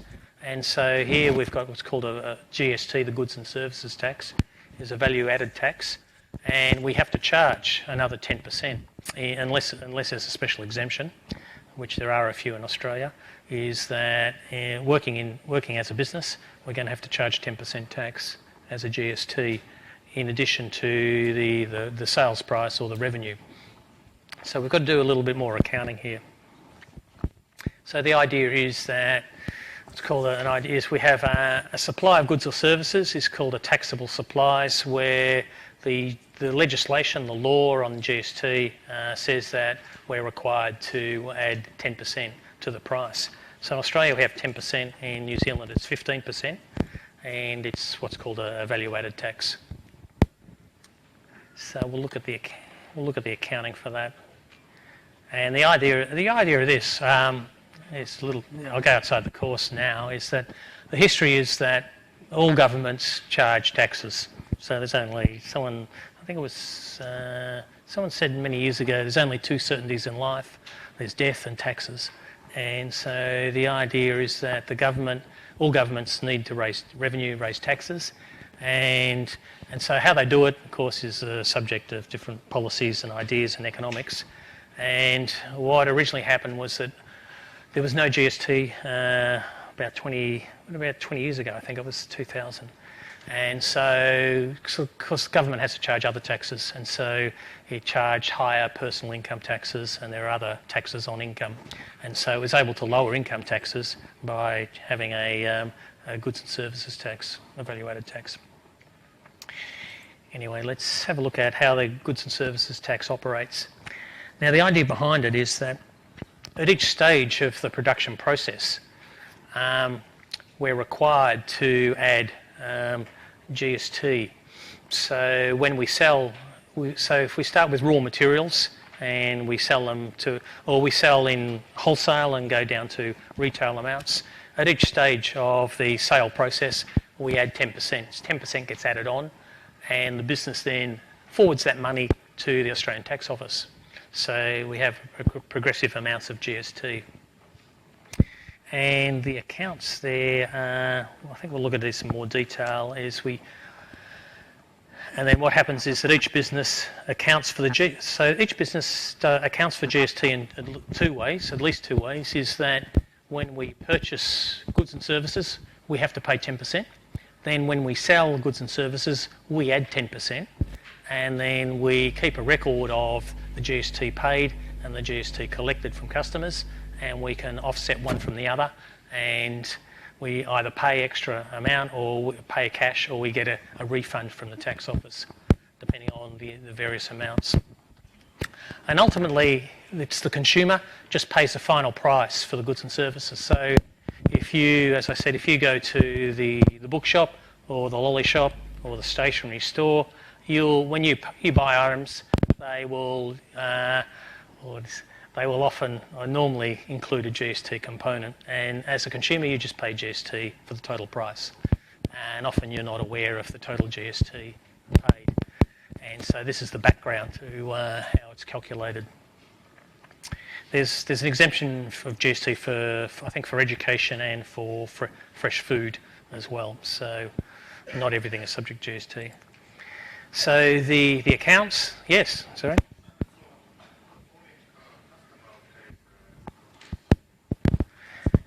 Yeah, ultimately yes. So ultimately yes.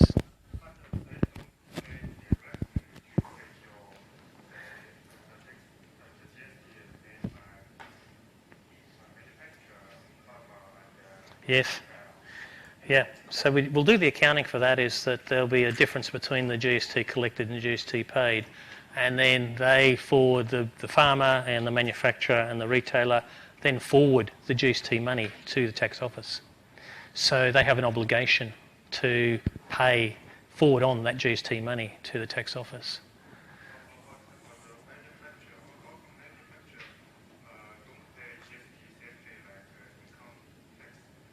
They will, yes. So they will pay an income tax on their income according to their income statement, but they will also pay. They will also forward on, and we'll look at this in more detail in a minute. But they will also pay GST as a liability because they will collect GST when they sell to their customers. And so we'll look at the accounting for this in a moment. So the idea is that there's two flows of income and also GST, two flows of cash and GST, is that you pay GST when you acquire goods and services, and then you charge GST when you do sales. And so you then send an amount of money to the tax office, being the difference between the GST paid and the GST collected. That's part of the sales process. So here's the two accounts I just mentioned, GST collected, and that's the GST that we collect in the business. Sometimes that's called GST payable. So I think we'll try and consistently use GST collected there. So the GST collected is we're the business, and we've collected GST from our customers because we've added 10% to the sales price. And the GST paid is that we've purchased goods and services and we've paid GST. And so what we have to do with the GST collected, we have to send that to the tax office. But if we pay GST, then we can offset that, reduce that amount by the GST paid. So we only have to send the difference between the two to the tax office. And so if the GST collected is higher than the GST paid, we'll pay the difference to the tax office. If we pay more GST than we collect, we claim a refund from the tax office. So yeah. So the two items are offset. Okay, so that's the sort of overall sort of view of it from a business perspective, the accounting entity. Any questions about the scheme? So there's a couple of exceptions. So GST-free supplies, so food, education, health services, and exports. So we're not subject to GST. And then there's also some particular types of services are not subject to additional GST as well, such as residential rent, which is good news. If you're renting, you don't have to pay GST on top of expensive rent. Okay. So the services and residential rents is that you can't claim the credit for that from the tax authority. Okay. Let's have a look at how the GST works in practice. So we're purchasing inventory now. So we purchase inventory. We have the same debit inventory account, and then we have an additional GST to pay as well when we purchase inventory. So this means that we're charged GST by the supplier of inventory, because the supplier of inventory is under a legal obligation to charge us not just the cost of the inventory, but to add on GST. And so we owe, in this case, $4,400 for the total. So we have the second line of the journal entry is GST paid. So we're paying GST, and we will get credit for that. So it's treated as an asset. So it's an asset account called GST paid. Okay, any questions on that journal entry? So in the case of where we've purchased some inventory, but we return the inventory. So here we've just purchased inventory. Oh, sorry, I've gone to another slide here. So, okay, I'll go back. So here we've just paid, we've purchased inventory on credit. Now where we return inventory is that what we do is that we'll reduce the GST paid asset with a liability. So this is similar to a purchase return we looked at earlier. So we're basically reversing all three accounts here. So this is the purchase of the inventory, and here, next when we return the inventory, we undo or we reverse those three journal entries. So in this case, we return inventory, we credit inventory, we reduce the amount, the liability with a debit, and we'll also reduce the GST paid asset here. So that's the asset's reduced when we return inventory because we can no longer claim the same credit as the original purchase because we're actually returning inventory. Okay, any questions on those journal entries for a purchase and a return?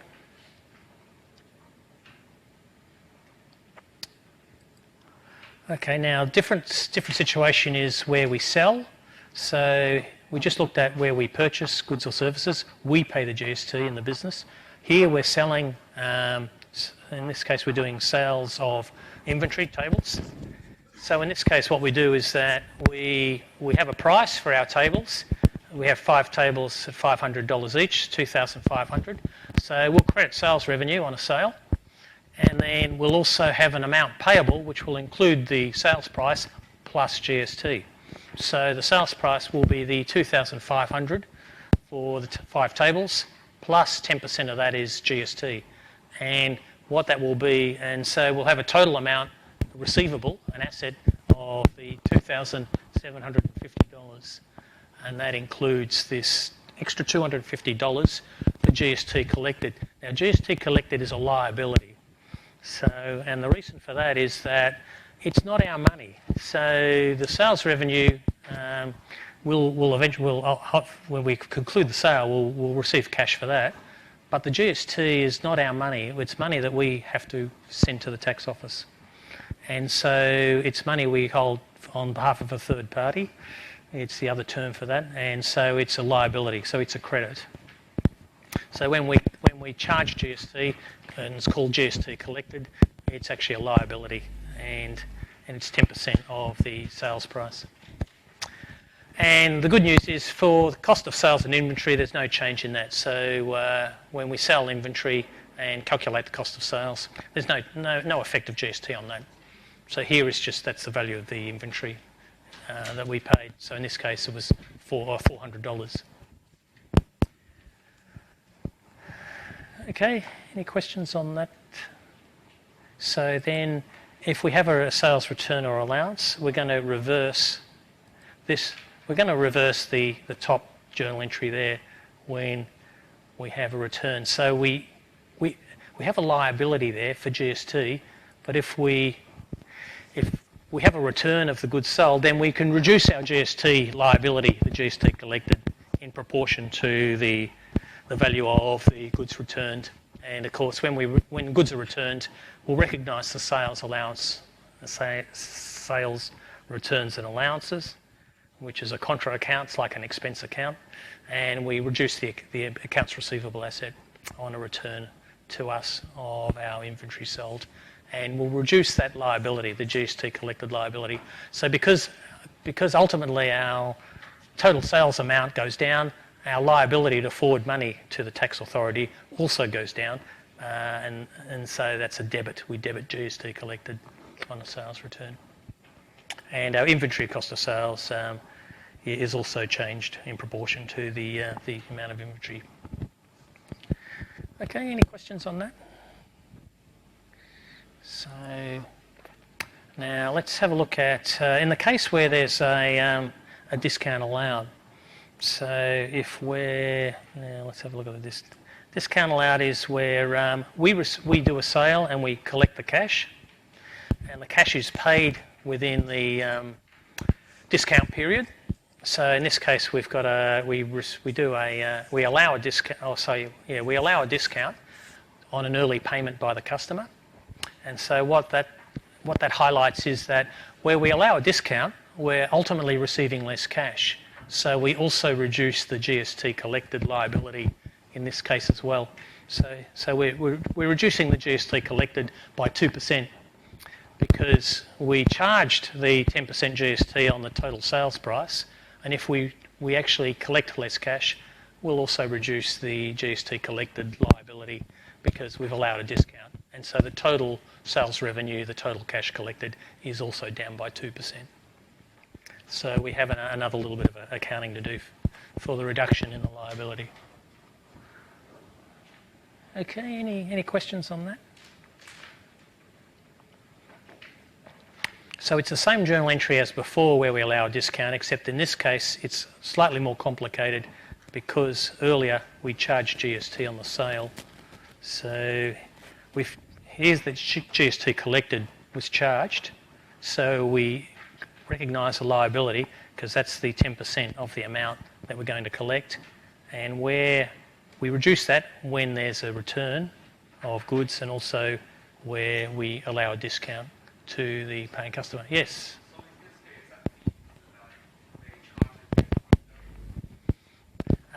No, the GST collected goes down by 2% as well. So we reduce GST collected by 2%. No. So because the GST is, we collect GST of 10% on the sales price, sales revenue. So the sales revenue will go down if we have a return of goods, because when customers return goods and we accept them, then we'll reduce the amount payable or the accounts receivable. So then we'll also reduce the GST collected. And then if we allow a discount on the sales price in a separate situation, we allow a discount, then we collect less money because we've allowed a discount. So we're going to have less GST to collect as well.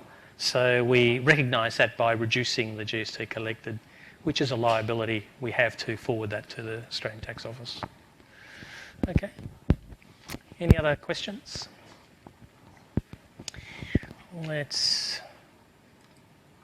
And finally, what we do at the end of the period is that we add up all the GST collected and all the GST paid.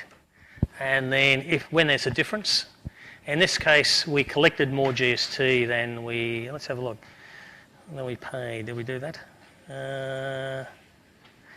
No, actually this is a case where we paid more GST than we collected.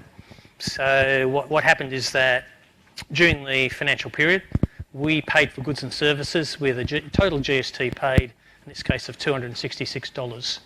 So we've kept a record, and so because we debited GST paid as an asset, and then for the period we also collected GST of $196.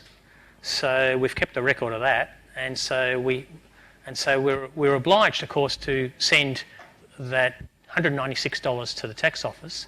But what happened is because we paid more GST, we actually were able to offset the two GST amounts, and the difference in this case is a bonus for us because we've paid more GST, so we get to claim GST cash from the Australian Tax Office.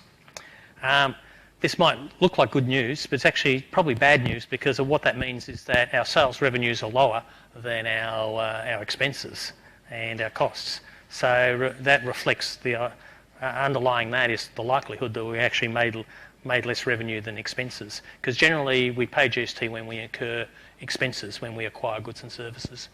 And so here it's actually probably bad news. We made a loss for the period. And so in that case, we're able to offset the GST paid from a GST collected. Now, and when the reverse happens is that here is in the case where we collect more GST than we pay, and now the accounting for that is that we have to pay cash to the Australian Tax Office. So the journal entry there is that we credit cash because we've got to pay the difference to the tax office. The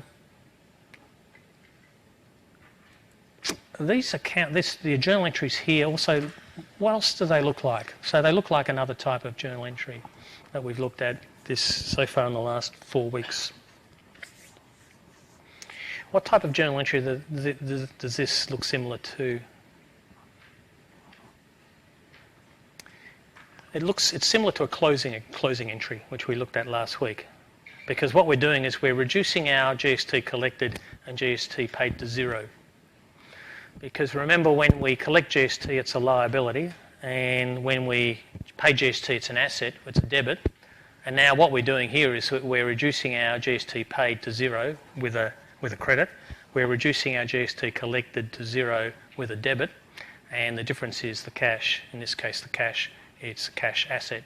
It's an amount of cash we can claim from the Australian Tax Office. And in this case, oh sorry, gone too far. So, what have we got here? I think I've gone too fast. So, sorry, I've gone back a few slides. So remember here we collected GST, and it's a credit, it's a liability. And then here, when we pay GST, so here when we calculate the final GST, what we do is we reduce the GST collected to zero with a debit, and we reduce the GST paid to zero with a credit, and the difference here is cash of 70, which we claim from the GST. And here is where we have to pay cash because our GST collected is higher than our GST paid, and so we credit cash to in the process of reducing our GST paid and GST collected to zero. And we do that with what's called with a GST return. Okay, so that's the accounting for. So this is where we're doing this. So remitting or sending GST to the taxation authority involves calculating our GST collected, our GST paid, and the difference is either a credit or is a refund to us or a payment by us to the tax office for the difference between the two. And that's the journal entry for that. Okay. Any questions on that? Okay, well, we're on to exercises. Actually, one other point on this process. So you will do this annually, or depending on the size of your revenues and expenses, you might do it quarterly. So the Australian Tax Office has different rules for the frequency. So I'm going outside the course now, you don't need to know this. But in practice, if you're running your own business, you will have to do this once a year at least, sometimes every 3 months, depending on the size of your revenues and expenses. And there's also another issue in practice. Again, this is in a practical issue, is that if you're doing accrual accounting, then of course we're recognising revenues and expenses when they occur, and you might be paying GST on revenue you haven't yet collected. So that can actually be a cash flow problem for you, but that's way outside the course anyway at the moment. Okay, let's have a look. Any questions on that GST? I think we're due for a break, so let's have a break for a few minutes and then we'll work our way through a couple of exercises.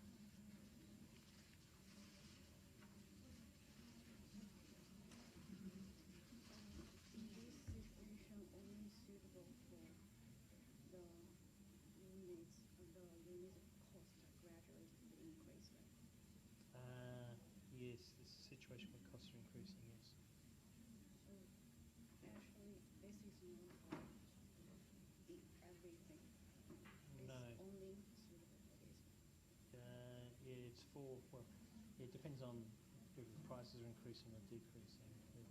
This has different effects.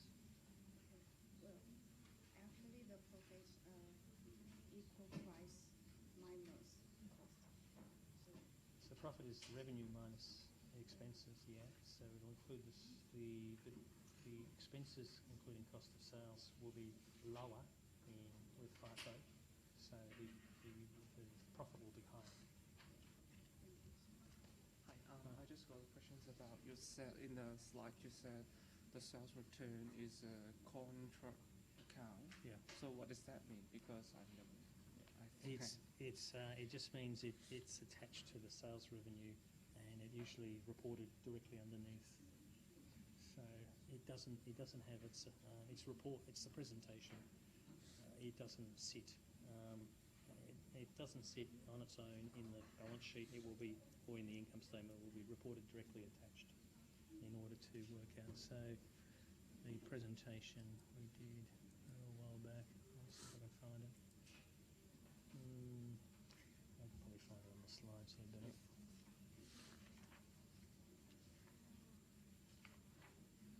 When we do the so here's the presentation. So it means that's reported here. So let's see if I can find the slide. so you mean we doesn't like have to do it in the balance sheet, right? No, it's in the income statement, and it'll be. I'll find it here. It's in the income statement. So there. Sorry, I can't find the slide here. Be way underneath.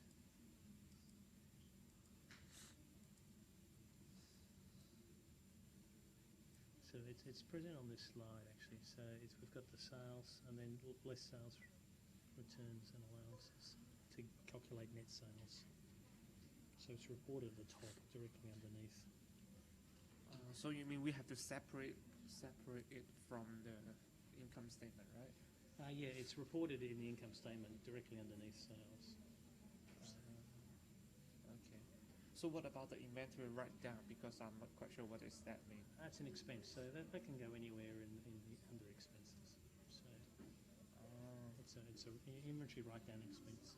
So that's mean like because you said if the return is 40 means like is that what does that mean? Like the customer returns are good, but that's good is not.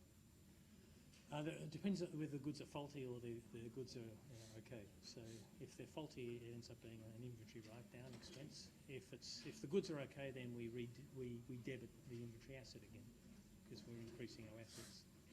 So you mean if the goods is not okay, like in bad condition, something like that, so we will like record it as an expense, right? Yeah, it's called the inventory write-down expense. Yeah. Okay, get it. Thank you. You're welcome.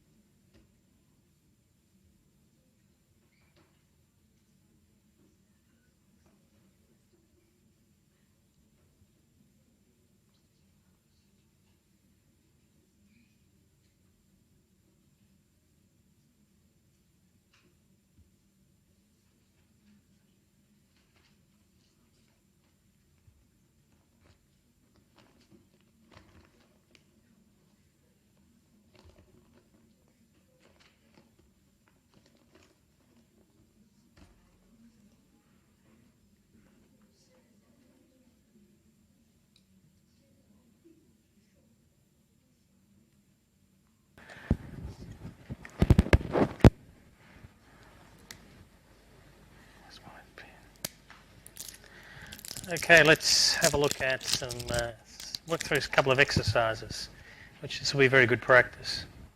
So where are we? Okay, lecture exercise 1. Let's identify the nature of the following accounts. we've got sales return allowance, discount received, discount allowed. So sales return allowance, that's a contra account. It's the opposite of a sales revenue account. So it'll have a normal debit balance.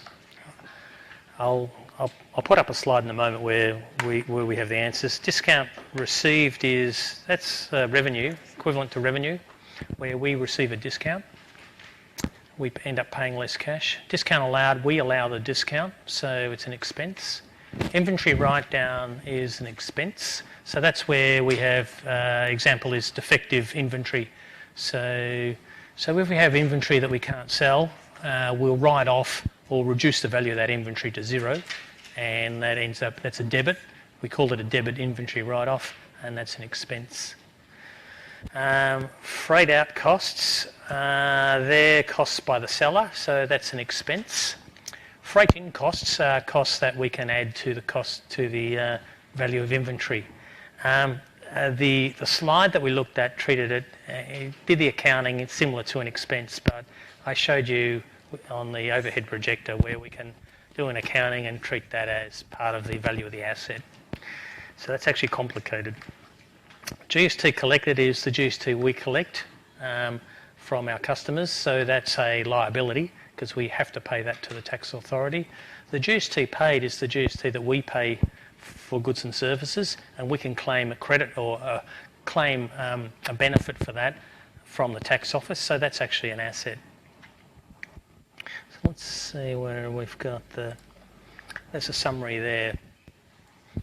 So yeah, so the freight, the sales return allowance is called a contra revenue account. So it's deducted from the sales amount and to calculate net sales. The freight in costs were the difficult one, so it could be treated as an expense or inventory. So we looked at that earlier where the slide actually had it as being treated as looked like an expense. We debited freight in and credited cash. And I did the accounting where we can actually adjust that, where we can actually include that as part of the value of the asset by debiting inventory instead. Okay, any questions on that? Okay, so now we're on to, we're going to apply all this in, where are we? We're going to apply this. What have I done here? So I've got to find this. Here we are, I think this is the one. So we've got an exercise here, exercise 4. I can expand this up a bit. So we've got a situation here where we're going to use this situation here to calculate our cost of goods sold and our ending inventory. So we've got basic situation here is transactions in the month of January. So we begin with inventory of 200 units at $2. Then 15th of January we purchase some units at $3. So we've got a change in price, change in costs. January the 17th we sold some units. Then January the 28th we purchased more units, 500 units at $4. And then January the 30th we sold 400 units. So that situation is summarised in the table here. So this is just a summary of our calendar chronology of events here. It's summarised here. So we've got the dates. We've got an opening balance, a purchase sale, an ending balance. We've got the number of units involved, and we've got the cost of the units and total cost of the inventory, and then we've got the units sold, 250 and 40. So these are the units purchased and opening balance, and we've got the units sold there. So now our job is to work out the cost of sales and ending inventory using our 3 different assumptions, cost flow assumptions, and our 2 different inventory systems, perpetual and periodic. Let's have a look at the easier one is the periodic. We'll look at FIFO first, then LIFO, then the weighted average. So let's have a look at. So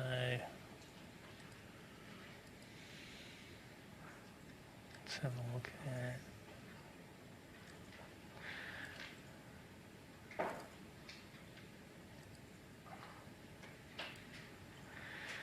Now just debating whether I'll do a simplified example for you. Okay, I'll do that. I'll give you there's a big difference between perpetual and periodic system here. So here we're looking at FIFO, and I'll look at periodic. Now in periodic, we've got a date, and then so here we have a purchase and a sale. So generally in periodic, we'll do an opening balance. This is an opening balance. So a simplified case, we've got an opening balance and then a purchase and sales. So usually we have X and then Y and then Z. And so because it's periodic, we go to the end of the period. And then we work out our cost of sales and our ending inventory. And so the order of the purchase and sales we don't care about, because all we're focusing on is going to the end of the period and working out our cost of sales at the end of the period. So that's all we need to do. Now there's a difference with perpetual. If I'm using a perpetual system, I'm continually recalculating my cost of sales and my ending inventory because I'm updating everything at the time of the sale.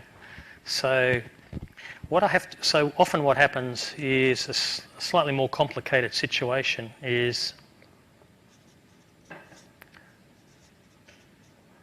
this is the example we're going to look at in a moment, is that I have a purchase and a sale, then another purchase and a sale.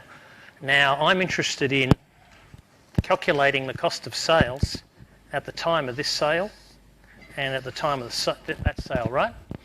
So what I have to do is that I have to, at this point in time, work out the cost of sales, and at this point in time work out the cost of sales. So because it's a perpetual system, I have to stop during the period at each sale time to work out the cost of sales. And so the key differences here in the perpetual system, in the periodic system, I just went to the end of the period and did it once. Worked out the cost of sales based on the overall period, total sales and total purchases for the period. Here, I have to stop at each time there's a sale and work out the cost of sales. So it's a key difference between the perpetual and periodic system. So let's have a look, go back to our slides. So we're looking at FIFO, and here's periodic. And so from the information on the earlier slide, we've got the opening balance, and we purchased these units. This is how much they cost. And so then we look at our sales, and so what we had was total sales were, what are they, 650. So we had total sales of 650, and we had total units available for sale was 1,000. Okay, so for the period we have total units available for sale are 1,000 using these three items. We have the total units sold as 650, and then that gives us ending inventory of 350. So using FIFO, we start for our 650 units here, we start at the top, the opening 200, okay? Then we work out the opening 200 was 200 units at $2, $400. And then we still have, so that's the first 200 units. The next 300 units were 300 units at $3, totaling $900. Can I click on that? And then, so that's 500, so this is 500 units. Then we have another 150 units from this 500 units to work out. And so that's, here it's spelt out in these rectangles, is the calculation of first in, first out. So the 200 is the opening balance, the 300 were from the first 300 purchased, and the 150 comes out of the second purchase of 500. And we multiply them out by the unit costs here to get the total cost of sales, which is calculated at 1,900. Okay. And so then that's the cost of sales, and the ending inventory was 350 units.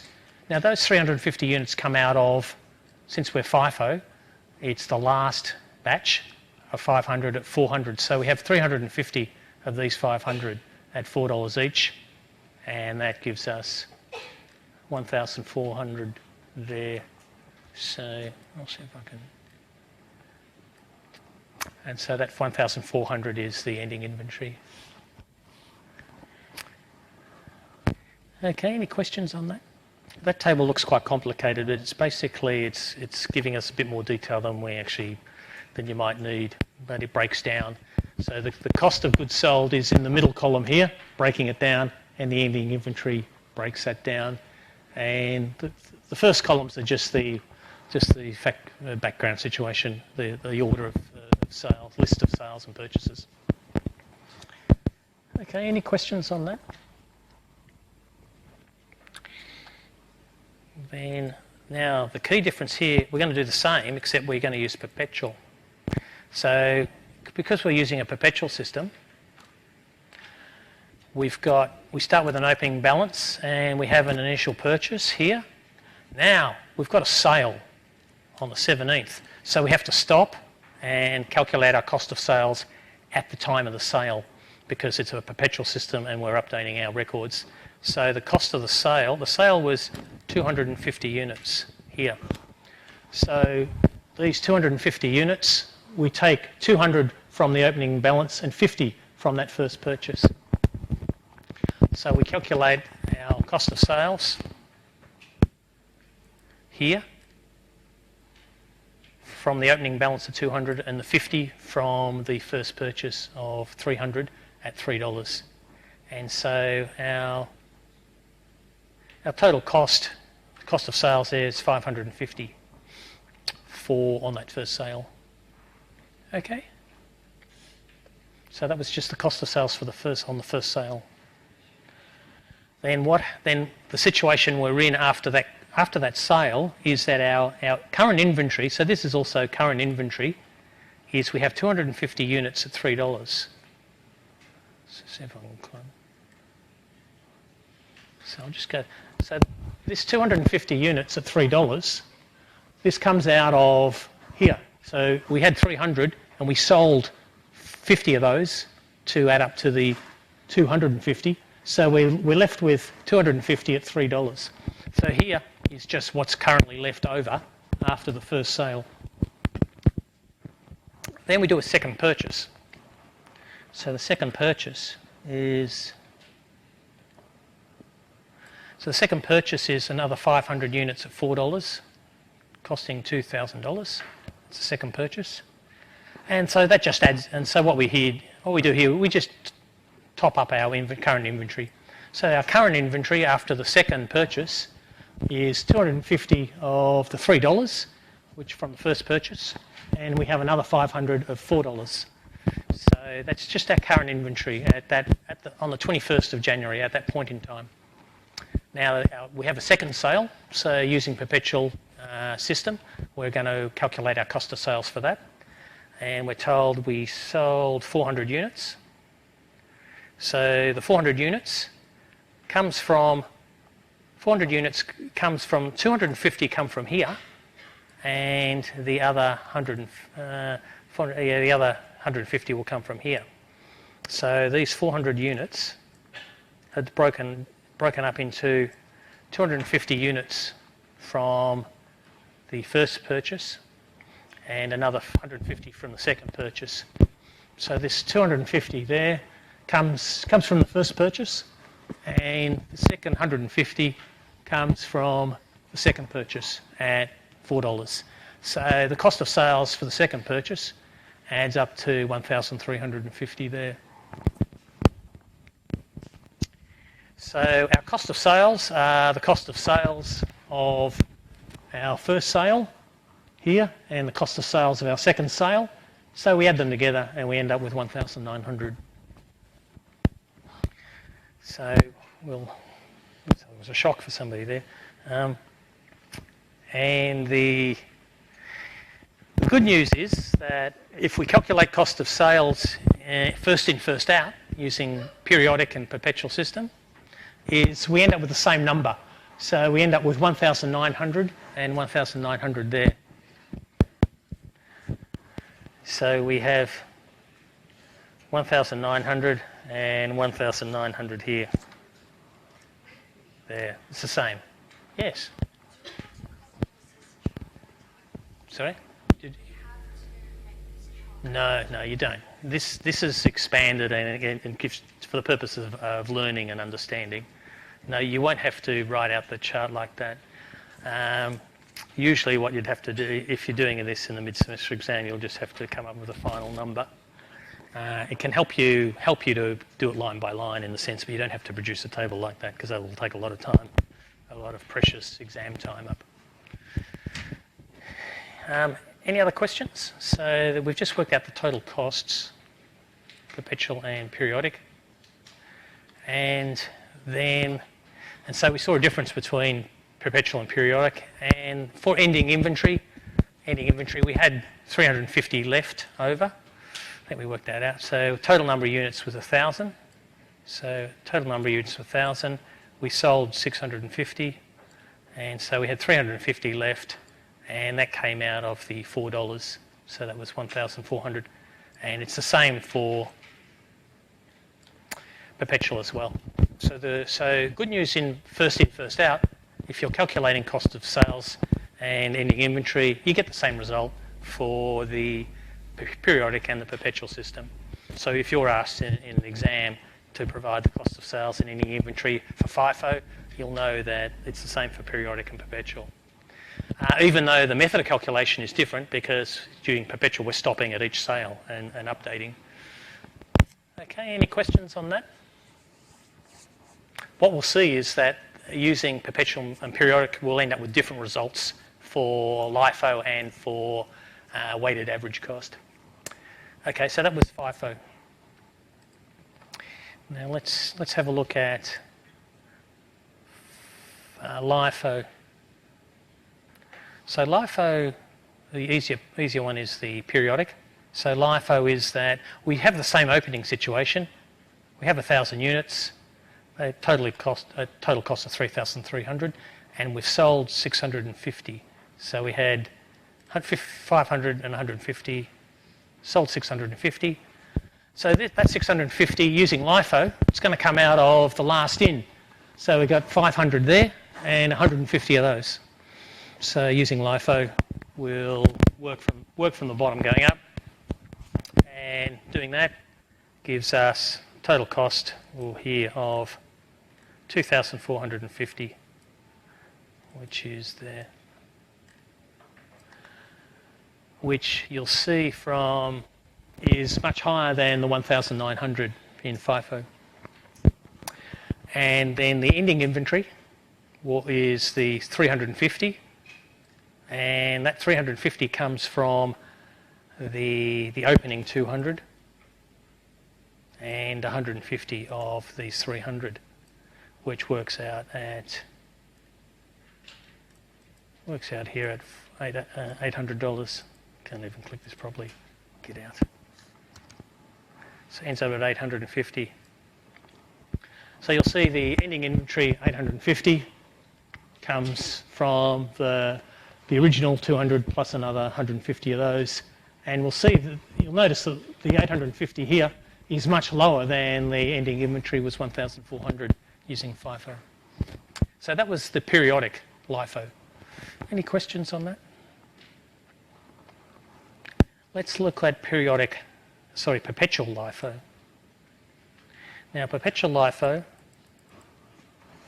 is again, just a quick recap. Perpetual is that we're going to work backwards. So we're going to start with this sale. So So LIFO will start here, number 1. So perpetual LIFO starts with this sale and then goes to this sale, number 2. So, oh, sorry, no, I've got to go backwards. So we do it in the same chronological order, except that we start at this point in time and we go back up. So that's a better way. So perpetual LIFO is we do the first sale and then we work back up. We take out this purchase, then the opening balance, and then from this purchase, from this sales, we work out this purchase, then the opening balance. So the perpetual LIFO is we start with the opening balance and purchases here, which are there, and then and then we have a sale here. So we sold 250 units. So using the LIFO, we have to. So it's the last in, first out. So we've got to take. Where are we here? First in. 200, 300. So we've got. So this. I'm too short to reach this. So the 200 units here, using LIFO, is they all come out of this 300 because they were the last in at that point in time. So at this time of the sale, the last in were 300. So we take 250 out of that 300. So it's 250 at $3, $7.50 there. And so after that sale, our situation in inventory is this: we have 50 left at $3 and 200, the original 200 at $2. Then we have another purchase. So our current inventory is represented by these rectangles here. So that's our current inventory after 2 purchases and 1 sale. Then when we do the second sale, we use LIFO. Second sale was 400. So the second sale is 400, and so our current inventory, the last in were those 500. So we will take 400 from this 500 there.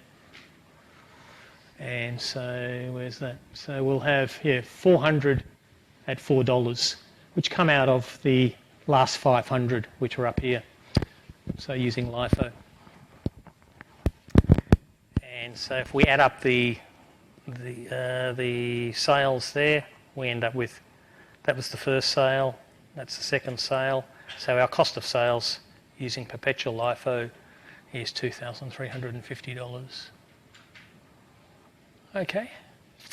And we'll notice that the LIFO using perpetual is different from the LIFO using periodic as well, because it's a function, of course, at what's the existing inventory at the time of the sale using perpetual.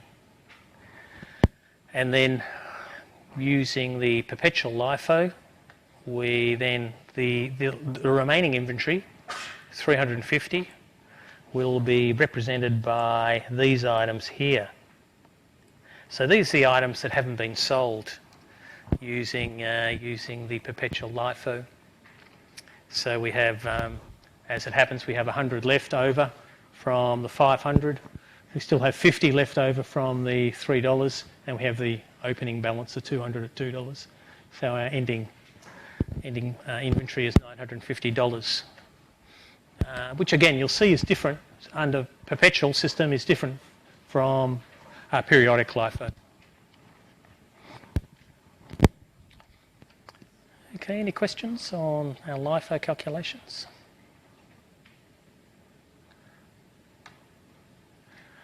All right, so the last thing we do is to work out our weighted average cost. So here's our periodic. In this case it's called a moving weighted average. So weighted average cost is for periodic. It's relatively straightforward. We have 1,000 units which were available for sale. They had a total cost of $3,300. And so our unit cost is $3.30. So which is calculated here, 3,000. So calculating 3,300 for the period, the average cost, then we sold 600. So 600 by 330 is 2,148, and 350 left over. At ending inventory is 1,155. So it's a little bit. Once we calculate the total units and the total cost of those units, then calculating the average is relatively straightforward. Okay, any questions on that? That's the periodic weighted average. Let's look at periodic or perpetual weighted average. Is a bit more complicated, because what we need to do is that at each time there's a sale or a purchase, we recalculate the average. So the very simple case is we have the opening balance here at 400. So that's easy. So at the opening balance, the average cost was 200. So we just have 200 there. Now, our first purchase is at $3. So what's the average cost now? So we had the costs of the first purchase was 900. So now we have 500 units at 1,300. So we have 1,000.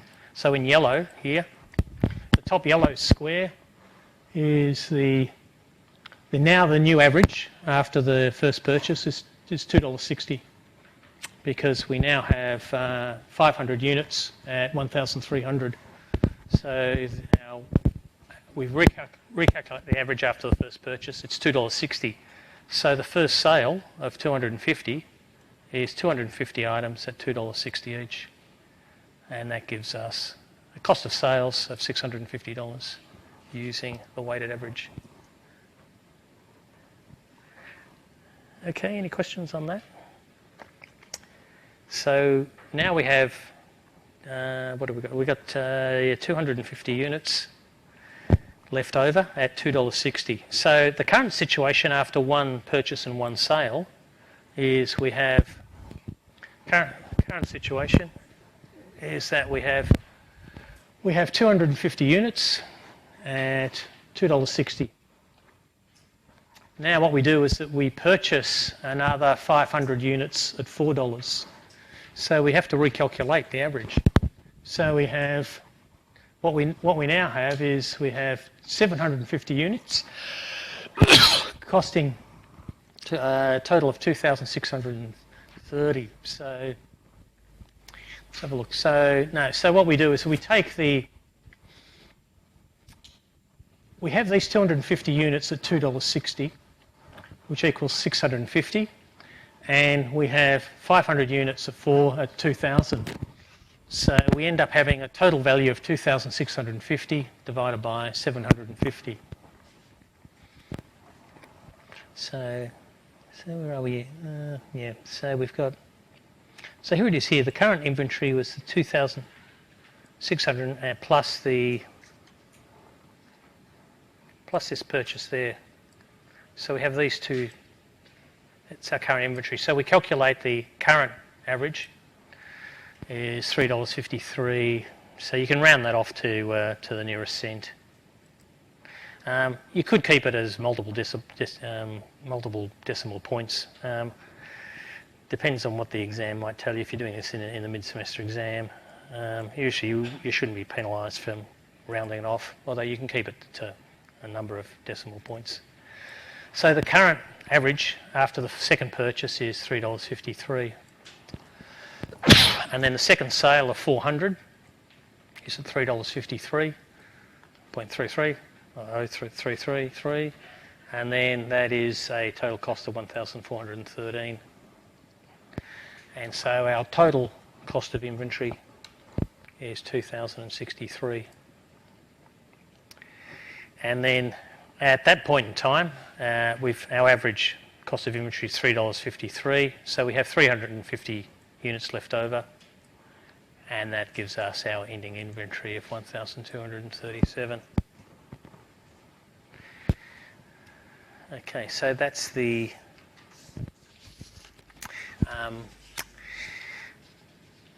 weighted average for perpetual.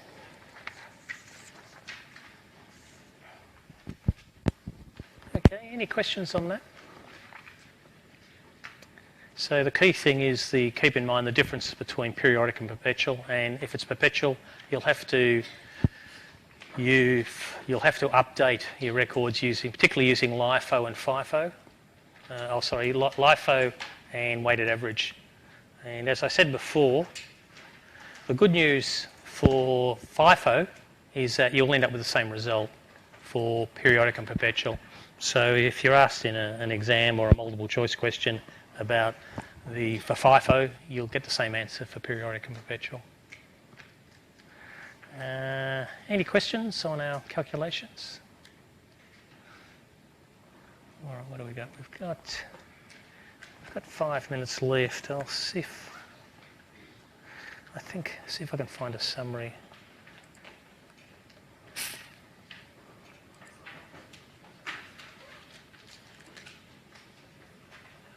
So here's just for the last few minutes it's a summary of the differences of the journal entries using periodic and perpetual.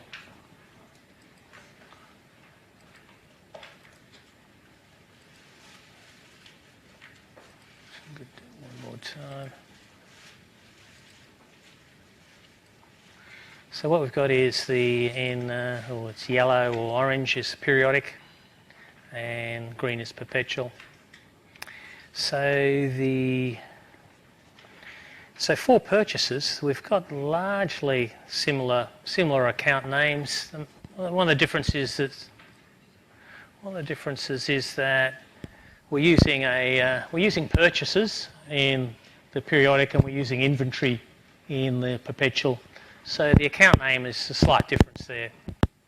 Is because we're not updating our inventory. We're using a purchases account in periodic, and we're using inventory in perpetual.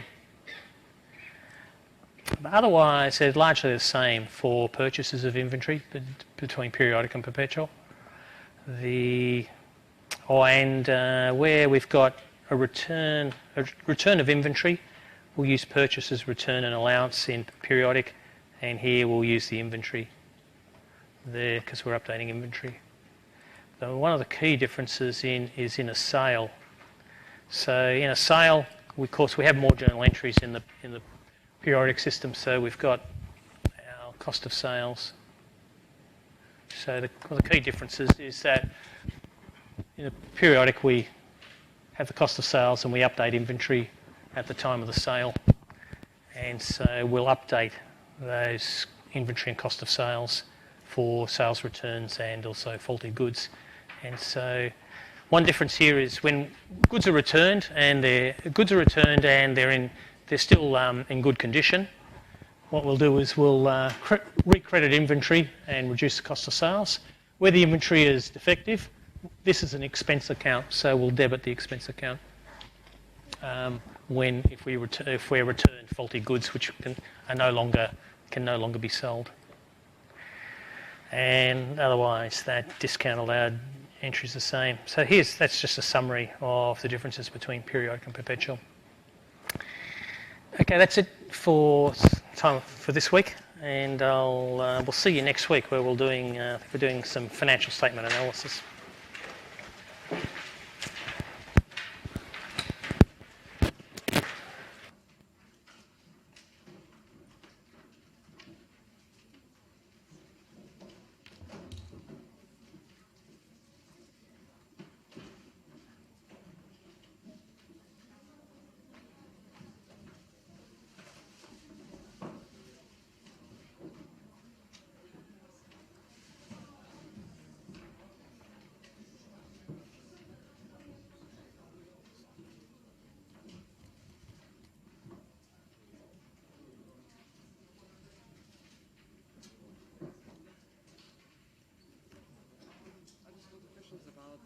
Do we have any practice exam for the medium SEM?